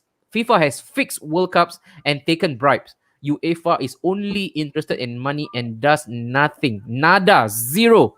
One more. Racism. All right. This one. Okay. UEFA are preparing a counter to the Super League, working with an investment fund to propose a new line of credit with a starting budget of 4.5 billion. This is even higher than the one from Super League, potentially reaching up to 7 billion. Counterproductive much. And then the next one. UEFA failed with FFP, have again actively tried to create a Super League in the past. FIFA have also tried to expand the Club World Cup for years, sold World Cup to Qatar. We also remember FIFA World Club Championship. Completely frivolous. You don't have to have that, but hey, it's FIFA ways, right? We are only custodians, or we are only inhabitants. BT and Sky also tried to charge us 14.99. No, they actually jack up the price as well because they say, because the fans are no longer in the stadium, don't make them out to be the good guys. And then the next one, we've got a full catalog. Super League is over and football goes back to sticking its head into the sand. Mass corruption at FIFA, toothless FFP at UEFA, fans given minimal tickets for European finals. UEFA and FIFA adding yet more fixtures with CWC, like I mentioned, the World Club Championship and expanded Champions League for money. Super League not the answer, but change is. Depend. CWC is not with Komali, For a moment, I'm like, wait, no. I also for a moment. You gotta go, Joe. This guy, man, Joe, the good guy right now, it seems. Alexander Saffrin, very good guy. Because 6 billion. A lot of people. A lot of the owners and directors. Now nobody will say anything because the money is safe and sound in UEFA's pockets. Yeah. For some, supporters have become consumer, fans have become customers, and competition have become products. Yes, include that yourself in UEFA, you corrupt pricks. Champions League final are held in 90,000 seater stadium. 25,000 tickets are given to real fans, and the rest is actually handed out to political and business interests. You are a joke. You're a huge reason this has happened. You know what I feel, Haizam? We feel like this whole uproar and the upheaval that right now what we are reading from online and what we are witnessing in the world of football, we have actually elevated the status of UEFA. It feels like UEFA are the biggest victors in this picture. But I think the plot, or rather the narrative, has been painted such as, football won. The fans won. The fans won, football won. But I think in actual fact, UEFA won. Yeah, don't you think we have been body serving this guy in a mosh pit? He's being body served, right now. What do you mean of that, Azam? Let's see where the energy goes now that this ESL drama has gone through. I think for City, I mean what I see online is that a lot of the fans are asking Sheikh Mansour, Trixie about like what's next for the move, because for City especially, we have never liked UEFA for the longest time. City and UEFA is just worlds apart. we have never respected UEFA. We have always booed the UEFA Champions League. So I think right now we will never say that this not a win for UEFA. Yep. I think moving forward, I think the fans will have to channel that same energy. Let's see where it goes. Like UEFA needs to do the changes. They need to do it ASAP. Because like what you say, I think moving forward, maybe 5 years from now, this thing will still come up. I think maybe once Perez, has all his MO, I think he will come in, go blazing, and I'm sure this drama will be more worse. No, it's going to be worse than what happened. It could be. It could be. I think. Yeah, Deeps, I know you have something to say. No, I was going to say this is actually a wake-up call for UEFA. I mean, UEFA, as much as it seemed like they emerged victorious with a knife just dangling behind them, because the whole saga of how they wanted, the way they portrayed saying the ESL is, for money making and they are not there and all that. UEFA and FIFA themselves are, or even the FA, this has come out and this is to, make them, they have to wash their backs. They have to wash their backs moving forward. Okay. Yep. Right. I just want to highlight one point on. I think Nick said something. It remains to be seen then if UEFA has changed. Only time will tell. I just cut it short there. Only time will tell. This plan wasn't an overnight plan. It wasn't a couple of days plan whereby they just met up in a bar and just said, guys, look, let's hit on this. This plan was probably 10 years in the making. True. UEFA probably knew. I won't. Okay, probably 10 years is too much, but I'll say a number of years in planning. It can't be just 1 week or 1 month. They just hit into a restaurant and just say, look, guys, let's hit the jackpot. No, it has been throughout the entire years. And I felt that they have given UEFA enough chances to actually change, but nothing has been changed. And then when this happens, UEFA is the winner now. I just feel UEFA become the biggest winner. Yeah. And you mentioned, Haizam, just now that you like to witness chivalry, the David versus Goliath. From my perspective, this was our David versus Goliath, the 12 versus UEFA. I know again, this is all on the pretext of money, gluttony, greed. This is probably 80-20. I don't know whether you have read that book before. 80% of the world's wealth being controlled by 20% of the population. Yeah. This is probably 80-20 in a nutshell. But I really like it. I enjoy watching this whole spectacle whereby let's see if these 12 families can defeat this whole corrupted bunch. I think Papa said this. Be it FIFA, UEFA, blah, blah, blah. I also bet, guys, do you trust the 12 clubs to do any better? For me, we have been trusting FIFA and UEFA for the past 20 years. It's step from the top, man. Watching. It's step from the top. Why not? 10 years ago, a lot of people say Chelsea threw on the cheat card when Roman bought Chelsea and threw in lots of money to buy players like bloody FIFA. 10 years later, every club now wants a bloody rich as fuck owner. You're right. Football has changed. Everybody was going crazy. Right. Oh, Chelsea is doing this. Chelsea is doing that. They're buying players like water. 10 years later, everybody wants a rich owner to buy their club. That's Clap true. yourself. That's true. Clap yourself. I'll end the debate here.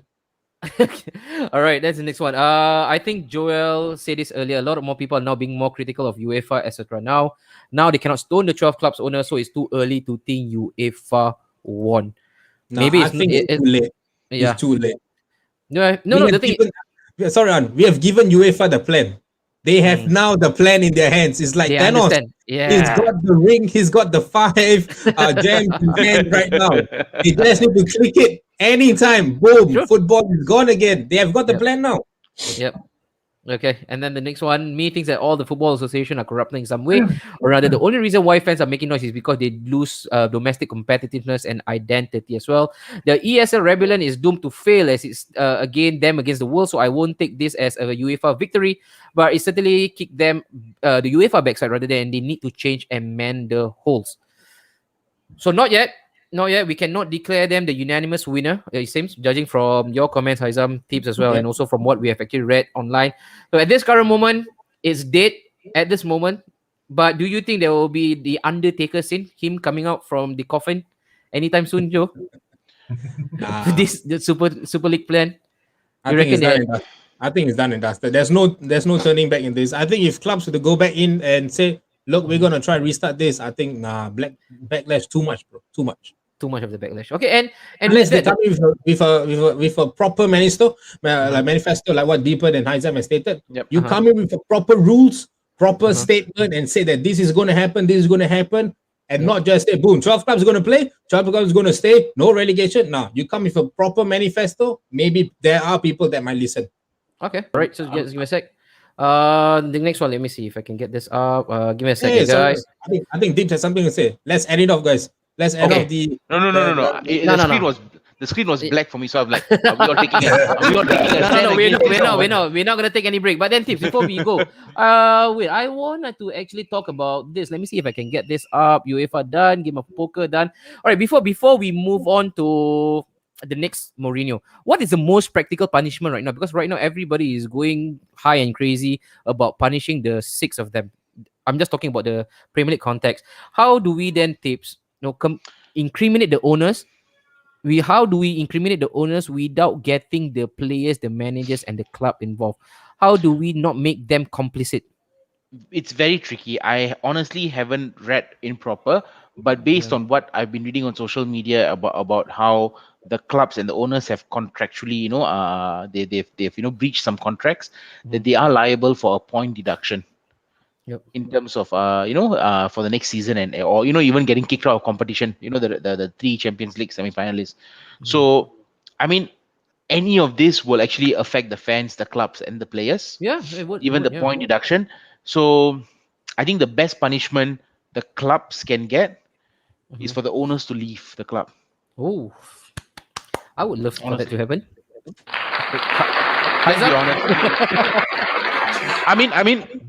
I mean, obviously Haizam wouldn't want that lah. But like, I want it. But it's me.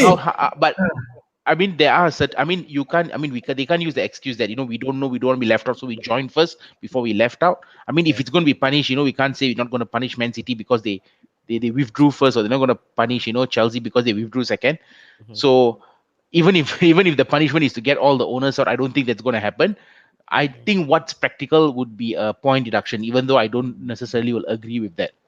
Okay, point deduction. But that will also implicate the fans, the players, the managers. I will not agree with it. True. And I will not agree with it. But I think in terms of punishing the clubs, those who were involved, how do we completely keep it sanitized to those viruses only that will get affected by this? Actually, to me, I agree with Tiban. The issue here is that you cannot punish the owners with fines. Monetary fines, because there's no impact. Yeah.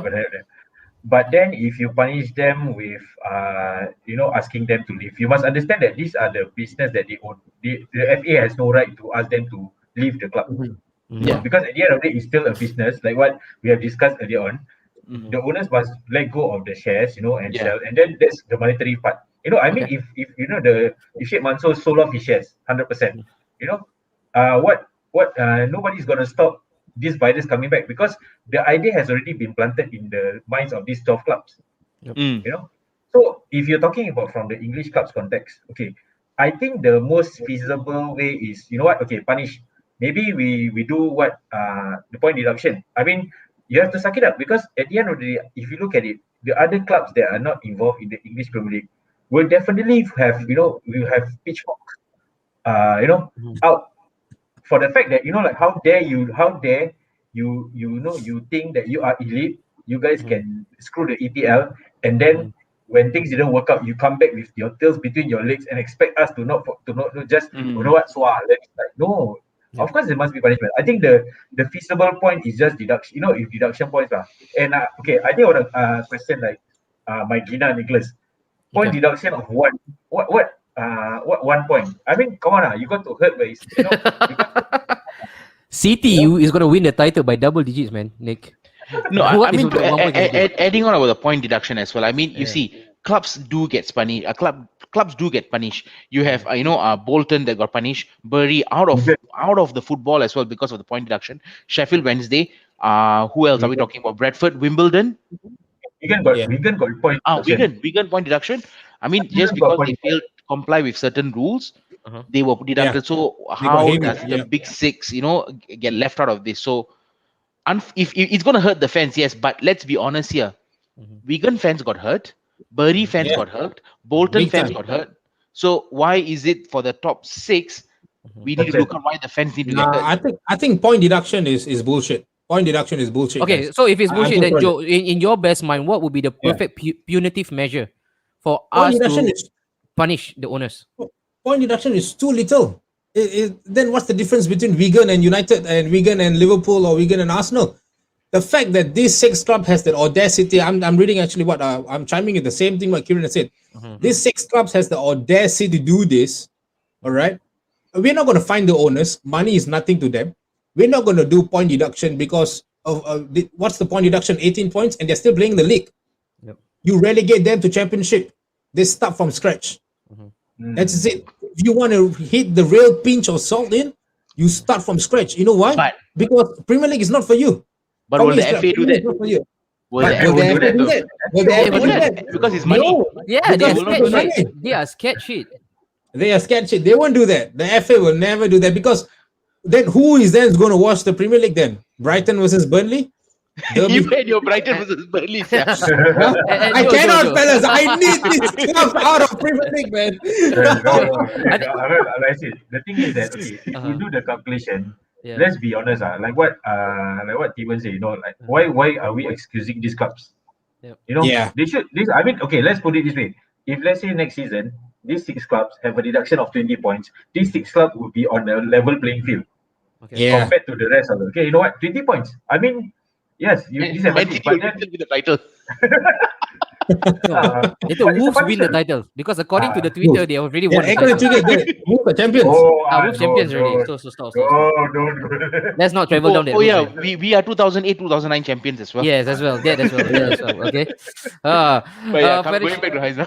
Haizam, yes. To be honest, this is my personal opinion. This whole saga has actually left quite a bitter taste, so I would not complain. Punish only Arsenal and Spurs though. United, United do it. Jokes aside, I was about to take it personally. Come on, I'm trying to remember that. Kieran, you saw what you did there, Kieran. I thought I'd be watching the wrong Manchester United, the same Manchester United that got knocked out of Champions League elite. Okay, all right. But the best comeback to that is bring on the points deduction, man. Arsenal, they are 10. You cannot kill a dead man unless you're necrophilic. But you see, that's the thing. Lee Alexander doesn't know how is it like being in the championship. Imagine traveling to Shrewsbury and to play in their shithole pitch. It will make the dead man turn in his grave. But no, but you know, right? The FA would never allow that to happen. Yeah, they will not. Yeah. Okay, so now that's all done, Joe. You know what's next? The big guy. The big one. Guy. I think it's one of the favorite for Deben because I think he's been waiting from 9 p.m. From 9 p.m. And to all those guys out there watching, fellas, so sorry that we're going to take this today's show a little bit too much. We're going to go above timing. It's not going to be 90 minutes. But for those out there watching, please like, share, and comment.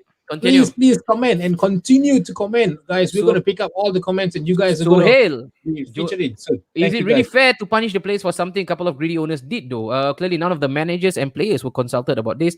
Punishment is actually definitely needed in my honest opinion, but something like a super hefty fine on the clubs involved seems more fair. Too much, they leave the club. I think it's very hard. I think right now at this current moment it's really delicate and complex to find that sweet spot, that fine balance on how to punish them without getting the players and the managers involved, the club itself, especially the fans. So they have not come up with any foolproof plan. So let's wait and sit on that. I'm definitely sure that they will come up with something brilliant, especially if Boris Johnson is actually involved in this. Yeah. So the next one, Mo is gone, guys. Mo is gone. Why? But before we do that, let's take a bit. Let's take a bit of a breather. Let's watch what Andros Townsend had to say about this whole second. Obviously, I've never worked under him, so I can't speak from experience, but I think that a lot of it is media narrative. A lot of it is the media creating a narrative around Jose Mourinho that makes out as if he's lost the dressing room, because he is straight speaking, he is down to the point, he doesn't mince his words in the public or in the dressing room. There's always this, now I've said it before, there's always this narrative around Jose Mourinho where if he loses a couple of games, if he has a couple of rants at the media, all of a sudden he's lost the dressing room. Mm-hmm. And I think you saw 2 of his best players came out and tweeted him, Harry Kane and Son. So he obviously didn't lose the dressing room if his 2 main players are still on board, still fighting for him, and disappointed to see him go. All right. There you go. Somebody reining in on his campaign, saying that it's not that bad after all. It's all what the media portrays him to be. Joe, your previous gaffer, this is your ex-lover. You've seen him before. You've seen this again and What's again new, and again. man? But we all have given them that warning, that fire, okay, that he is washed up. He will come back to his old tricks, and you cannot. The leopard really cannot change its spot. It's the Yeah, same boy. thing again and again until he will actually hit that extreme length of the world. Poof, he will parachute down. That's Yeah, Mourinho in a nutshell. Why definitely. sack before the final though? This whole timing is really quite a stinker because he is Oof. because he mentioned in his previous press conference that he's about to write his name into the history of Tottenham Hotspur. Yeah. I'm To I'm be very the sure only I'm manager very for sure he's trying to insinuate to silverware and Yep. sporting achievement, not being the record signing or when it comes to money paid out for a sack manager, because that is the biggest Spurs has ever paid out for a manager. So that in itself has actually written him into the folklore of Spurs. So the timing though. the That's timing. the timing boggles everybody right now because in the midst of all in the wake of all those noises about this new ESL, poof, Daniel Levy thought that this would be a good time for them to just sever ties. And to his credit, nobody's talking about it with Mhm. such ferocity. Because if not, Mourinho usually will grab the headlines. Nobody's talking Yeah. about it. Daniel Levy Nobody. got that X spot on Joe. Why sack before the final, Joe? Wouldn't you want the best manager right now when it comes to knockout be- competition to go up Exactly. against one of the best manager in entire football history? Definitely. I mean, with all due respect to City, I'm sure they're going to win the final. But I just feel that with Mourinho in the finals, Yep. with Tottenham, with such a beautiful squad that they have, strong lineup as well, they would have challenged them. They would have challenged City to at least try to win the Carabao Cup, something. I just feel sorry for all the Tottenham fans. Really, really, I feel very sorry for them because after this Carabao Cup final, Mhm. they are never going to make it to any other finals. I'm so sorry to say this, guys. I'm so sorry. I've got lots of love for you guys. All right, you guys gave us beautiful players to United, but I have to say this. I just feel so sorry.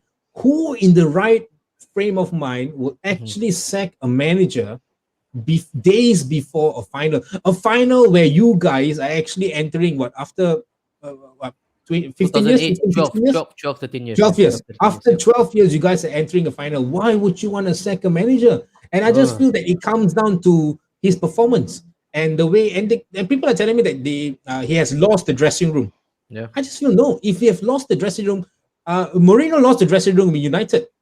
Didn't. And people are saying, no, they did not. No, Pogba did not come out and say, oh, no, Mourinho did this for me, Mourinho did that for me. No, he did not. None of the players actually spoke highly of Mourinho when he was sacked at the point of time. Yep. But for Tottenham, I just felt that Kane and Sonny actually came back and said, that he is actually a good manager. So They why love would you say this will actually drop the momentum for Spurs, though? Not Yeah. saying that they're going to win the Carabao Cup. With all due respect to City, they are definitely going to demolish them. But I'm just saying that with Mourinho at the site, Yeah. You stand a the better final, chance. the final would have stand been a much better chance. interesting to watch. True. Right now, it'll be like my time Monaco versus Porto Champions League final. I think Which is- first eh, half, which three- he won. Which he won. Nice, huh? Which he won. 3-0. Good scoreline though. One of the better Champions League finals, right, Dave? Yeah, Not your dreary Double 1-1 top. penalty shootout like how Chelsea won it and even United in 2008, Yeah, right? boy. Dave? Super boring. But okay, Tips, before you go on, I know you're putting up your mouth. Something's about to No. come out. Just to make sure that everybody is on the same wavelength. No, he was not sacked because he didn't want to take the players to training because he is against ESL. No. So that's why I mentioned in my personal Facebook page, stop calling him Batman. It's not superheroic. It's not heroic terms for Jose Mourinho. He was sacked even before, during or rather in the wake of the ESL news that has nothing to do with the ESL.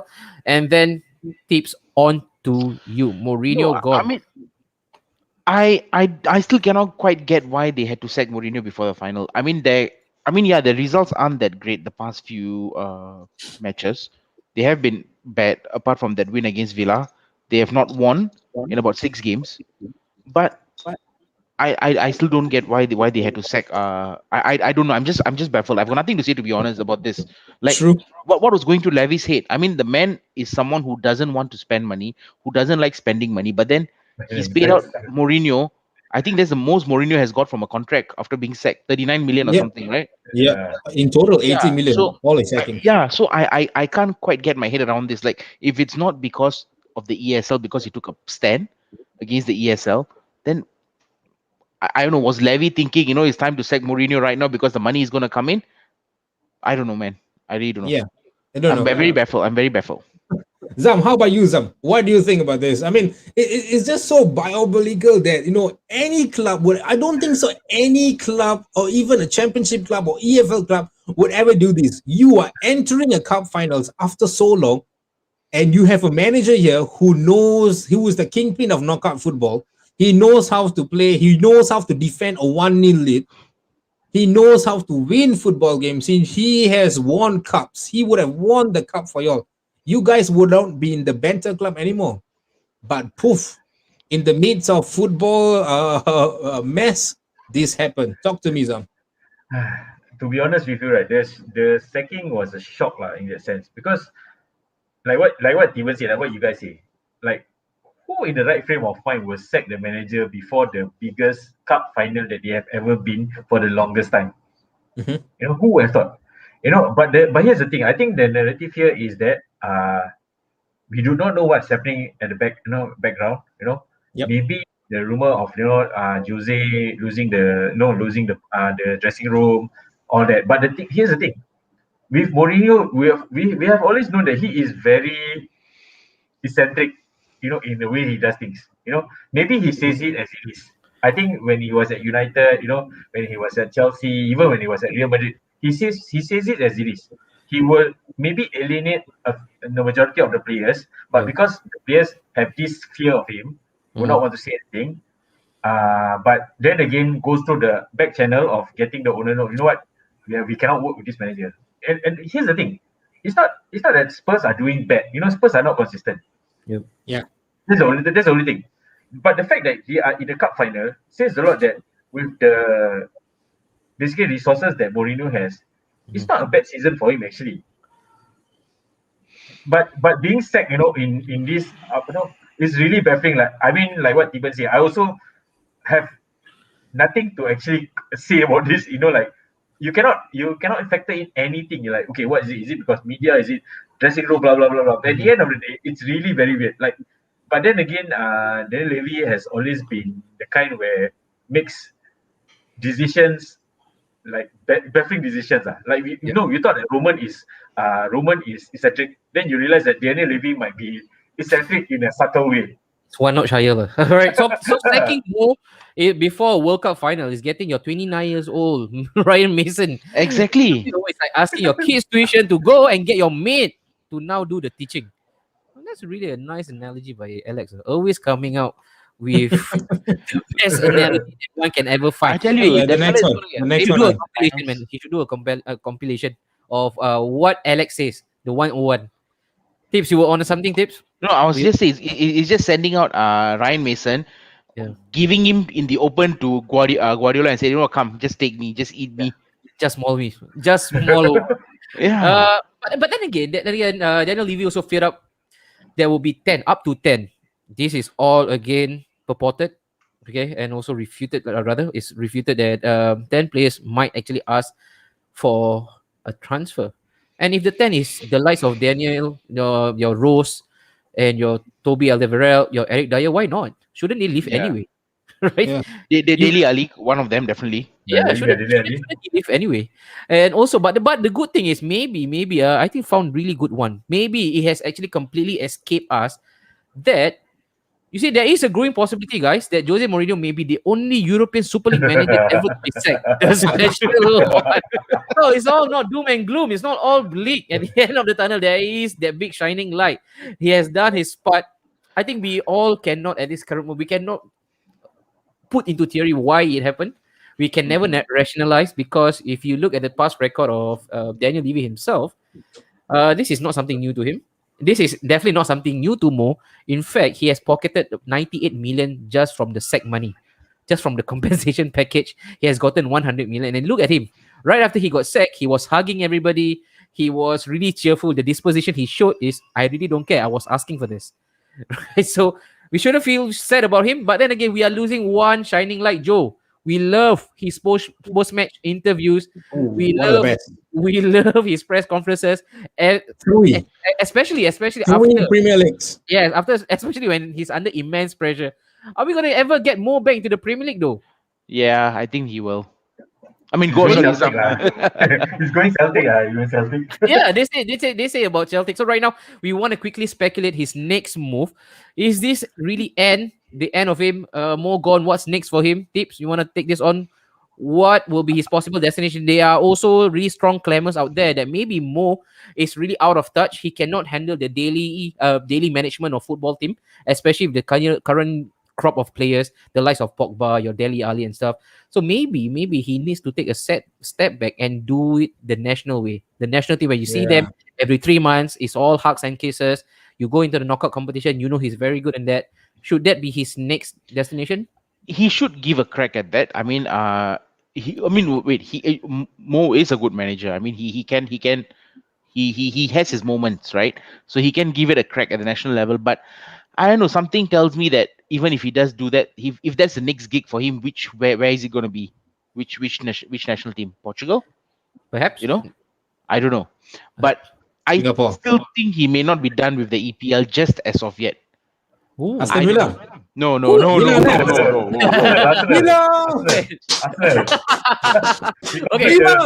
We know for sure. The London. Yeah, London. He likes London. I think Jacob has said it. Bayern. Well, no. This is it. I like it. Jacob, thanks for watching it, man. Mao for the SPL. How? Which one? Lion City. Balestier. Lion City can afford him. Tigers cannot afford. But in terms of, I mean, if you're asking me in terms of will he be back in the EPL, I probably think we can see him one more time probably at West Ham. I wouldn't be surprised if West Ham can sustain. Maybe at West Ham. But his next gig, if it's gonna be an international gig, I don't know what Portugal. I can't think of anything else. How about Wolves? The Wolves. Ooh, another Portuguese connection there. Connection, huh? Spurs didn't want to pay him more to go to ESL. I don't know what Spurs is thinking. Less than 2 years, they have EFL Cup final coming up, or less than 2 weeks rather. After sacking Pochettino, Spurs making a Champions League final. They like to do that, don't they? Final, before, after, there goes the sack. I think it's really ominous for a manager in Spurs. If you hit the final, you're about to get sacked. Sacking Mo before a cup final, no, that's done. This guy, Papa Bear, he's slapping it up. He's taking it all in. He says that it's my fault and I love it. I love to play the villain card. Seriously, it was because of the Everton curse of opposing managers losing their jobs. True. Every single time. Everton. Liverpool season as well. You'll get the sack. And then Levy has been smoking some of the best weed that Perez, or rather the same weed that Perez was smoking. So one went to sack a manager before cup finals, another went to plan for the next Perez World Cup. I wonder who would join up in the Perez World Cup. Huh? Hey, so Fahmi, nonsense decision by Spurs. So pathetic. Okay.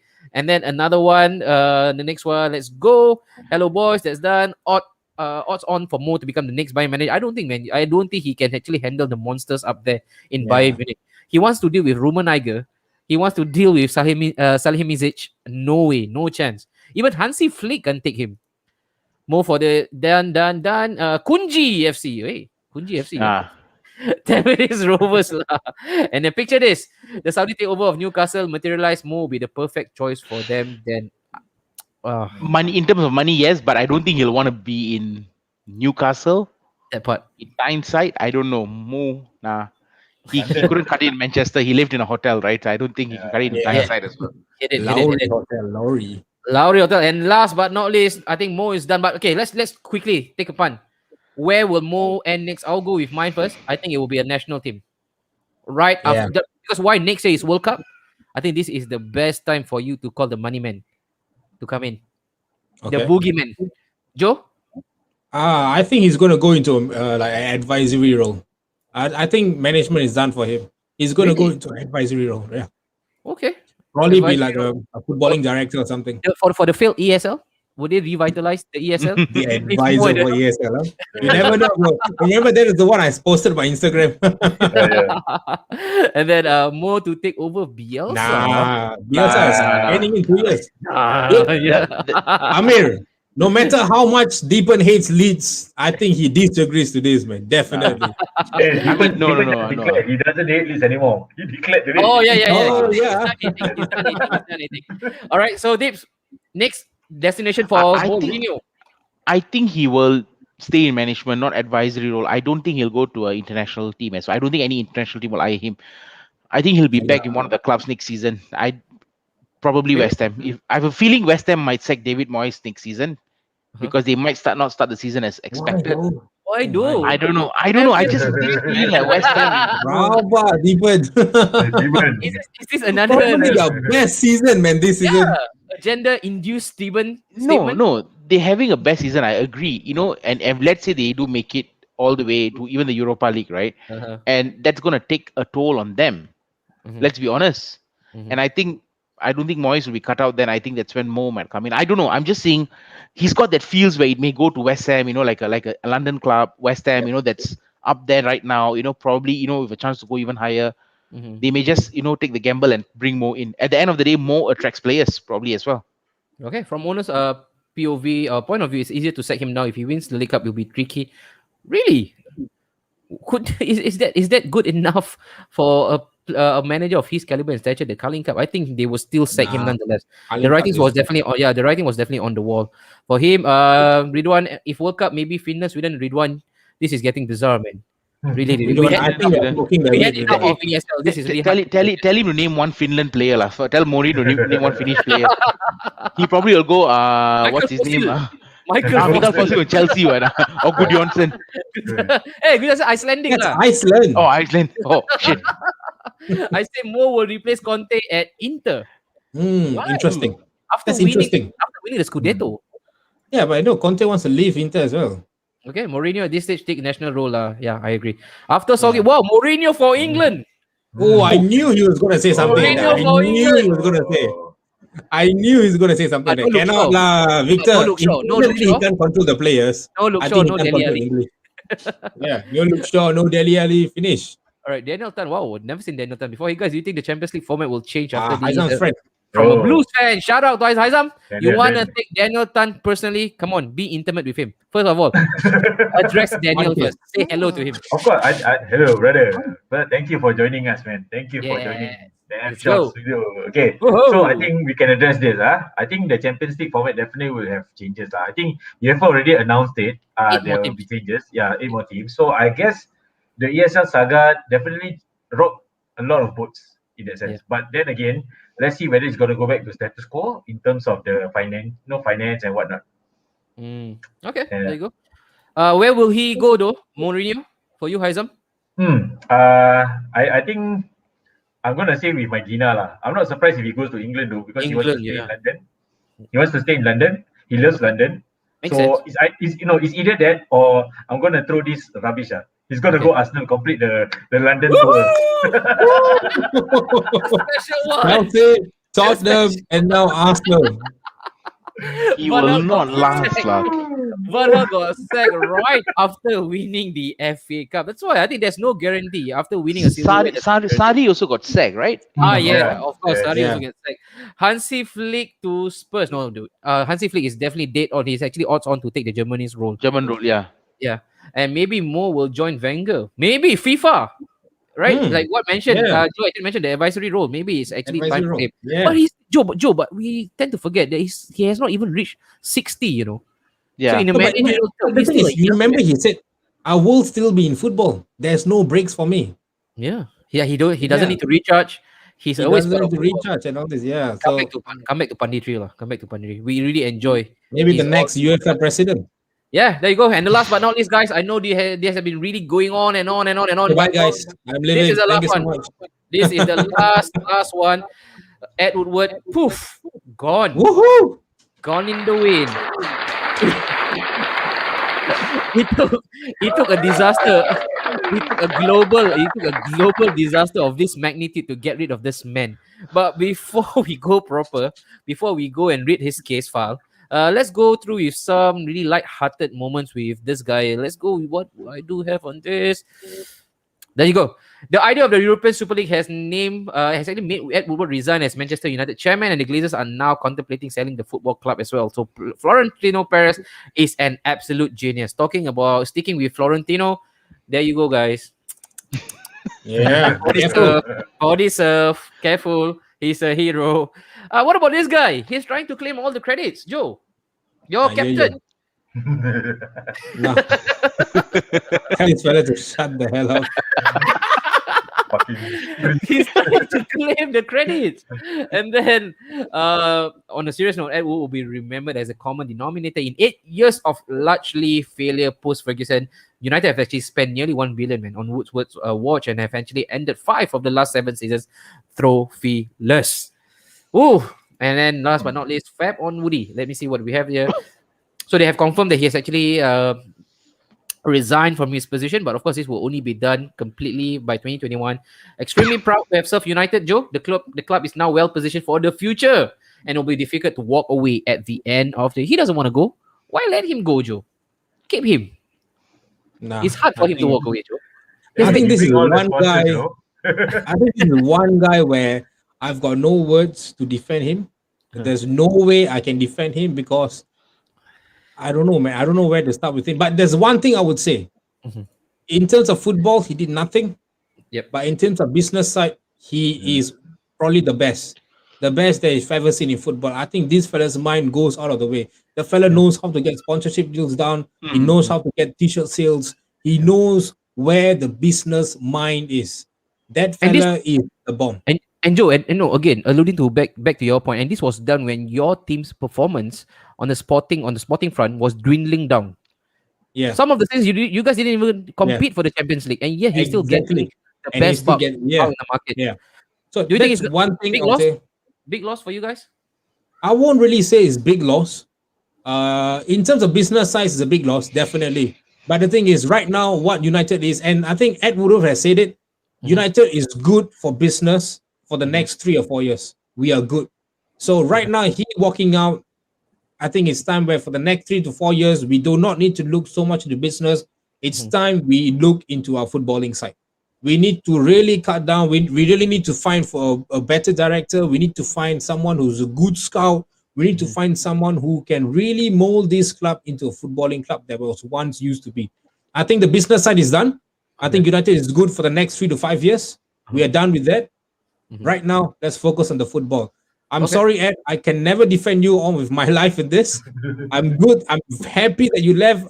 Basically, this morning when I woke up, I was sad that ESL drama ended, but I was very happy to hear the other news where you resigned. I thought that was a hoax. I thought that was fake news. I had to quickly go back to United's official website, and I was like, okay, shit, he's really resigning.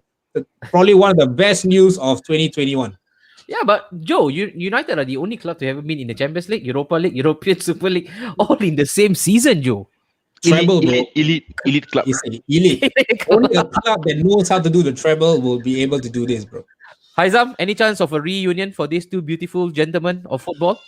See that, Jose? I call it the Super League. It will definitely not blow in my face. It will definitely not blow in my face with the 48 hours of being out. And for me, look at them, man. That smile. How can we forget that? Ed Woodward going down, Haizam. Are you now afraid that they probably might get things right? Because you know that Woodward has been stopping them in their tracks for the longest time. At least, again, like I mentioned, on the sporting front. I think everyone forgot that Ed Woodward is the public face for the Glazers. As long as Glazers are there, I don't think things will change. Because like what Joe said, I think the football aspect is important right now for United. Yeah. We has been lacking for the past few years ever since Fergie retired. So unfortunately, he's just the fall guy for this whole ESL drama. But as long as Glazers are there, I think United has already has been known as a branding, as a brand. It's not a football club anymore. So with NO-MOU, nothing's going to change, to be honest with you. Tips on your end? Does it matter much to you? No, it doesn't matter much to me, to be honest. I mean, like what Zam said, they're already a brand. At the end of the day, I think anyone and everyone in probably any corner of the world would know who Manchester United is. you know. So I think the Glazers need to go if United is going to be up there again. Woodward was probably their puppet. He was like the shield that took all the force. But now that the shield is out, I think Glazers are going to get it next. I think if I want to sum it up, this right, Woodward is just a branch in this toxic tree. We need to go for the roots. We need to branch out the roots. We need to hit the roots, which are the Glazers. Once the Glazers are out of United, then probably we will be able to see some positive, decent changes. But Joe, there are also talks right now. They are probably now looking and searching for the brand new lightning rod, which is Arnold, to replace him. Same old, I guess, for United. Same old. That guy is also another Woodward, bro. He's good with money. He knows how to go out and find business. And the thing is, I don't get it. We are good for the next 3 to 5 years, and here you are putting in another accountant. Like what Tris has said in our group chat, you are putting in another accountant there and to run the club again. And what is he going to do? He's going to go 90% of his time to find money and business for the club instead of finding what is good for the club in terms of football. Isn't that what Darren Fletcher is hired for? And John Murtaugh? Buto macam Reunion United team. Right. Because you guys need the money. Then how are you supposed to sign Harry Root Kane? You need someone to get the money. Right now, what the thing is, I think Ole did what he came in. Ole did. He actually chased out all the dead Woodwards. All right, he chased out all the dead wood, and he's managed to actually bring in a decent team. Right now, what United need, dead wood guys. Right? But right now, what United need is, I think the groundwork is done, whereby the team has really done the reshaken up. Just need a few more addition. Right now, what United needs is the shake up on top.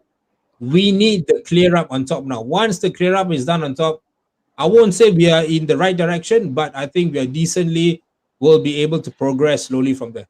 All right, done. Woodward done. I know. Wait, tonight we have a game, don't we? It's Steven versus Haizam, isn't it? Yeah, that's the Villa. Hey, Haizam. Come on! So much talk about the ESL. Everybody forgot to touch on that defeat in the semi-final. Exactly. Come on, Haizam. Quick 30 seconds. Lose already. Or what to say? He's going for the colloquial approach. Okay, I'm gonna be objective here. Okay? Quadruple dream. The quadruple was by the media. I now you say media lah.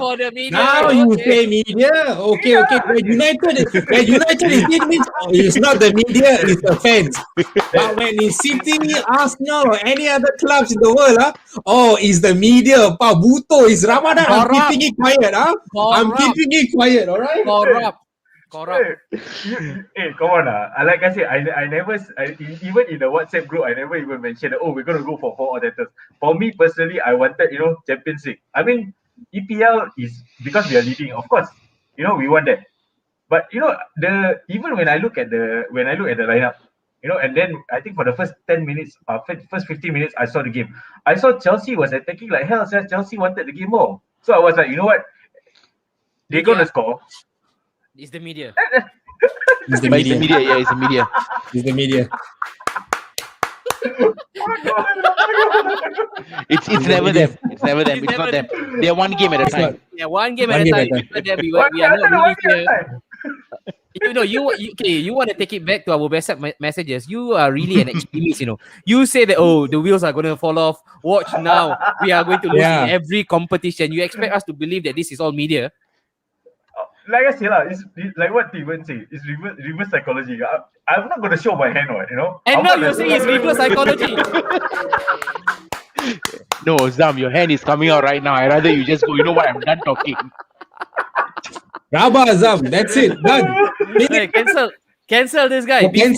Before we cancel Florentino Perez, I think this is the biggest virus. Haizam. This is the biggest fraud. The virus in football. Fraud of football.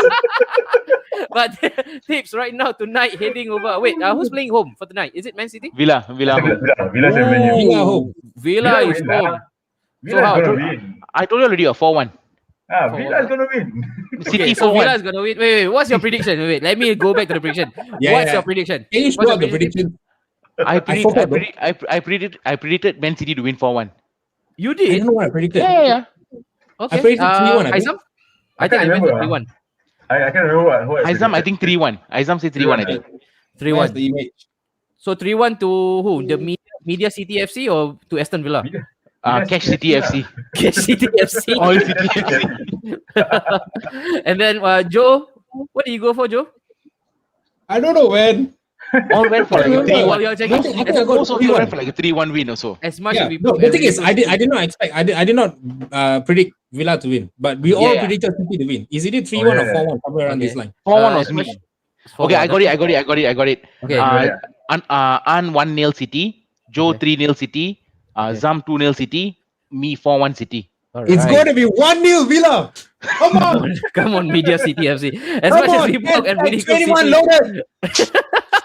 It's really amazing what the owners have done for the club. As a United fan, rather the Saudi Prince and TMJ take over the club. There you go. No. We are not poking fun at the management. We are poking fun at Aizam as a person. That's it. Aizam. So that's that. Okay, guys. For those of you guys are also involved in the prediction game, again on Friday, okay, we will tell you what's the next 5 matches that's coming up. But then for now, I've already garnered 1 point. I don't think any one of you have at this current moment. Oh, you did? Bro, both of us 2-1. Both of us.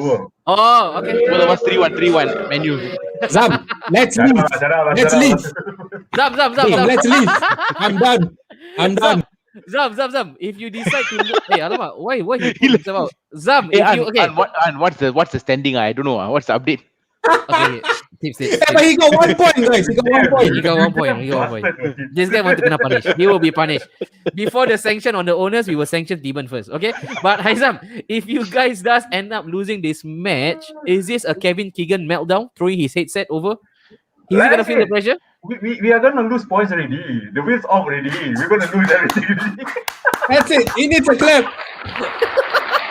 This one is too much. That's already. it. Sometimes why do we even bother speaking to him, man? But guys, If he say he gonna lose, I'm gonna create my own ESL since I'm top of the table. yeah. Hey, wait.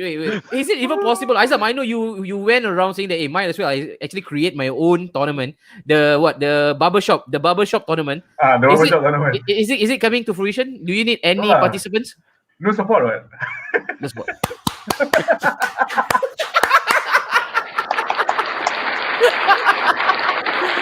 Joe, absolutely fun, really good to have them around. Really good, man. It started off really tough for us, tough biscuit, but as long the more we chew, the more I don't see any Sudir anymore. See Sudir, where is he going? Huh?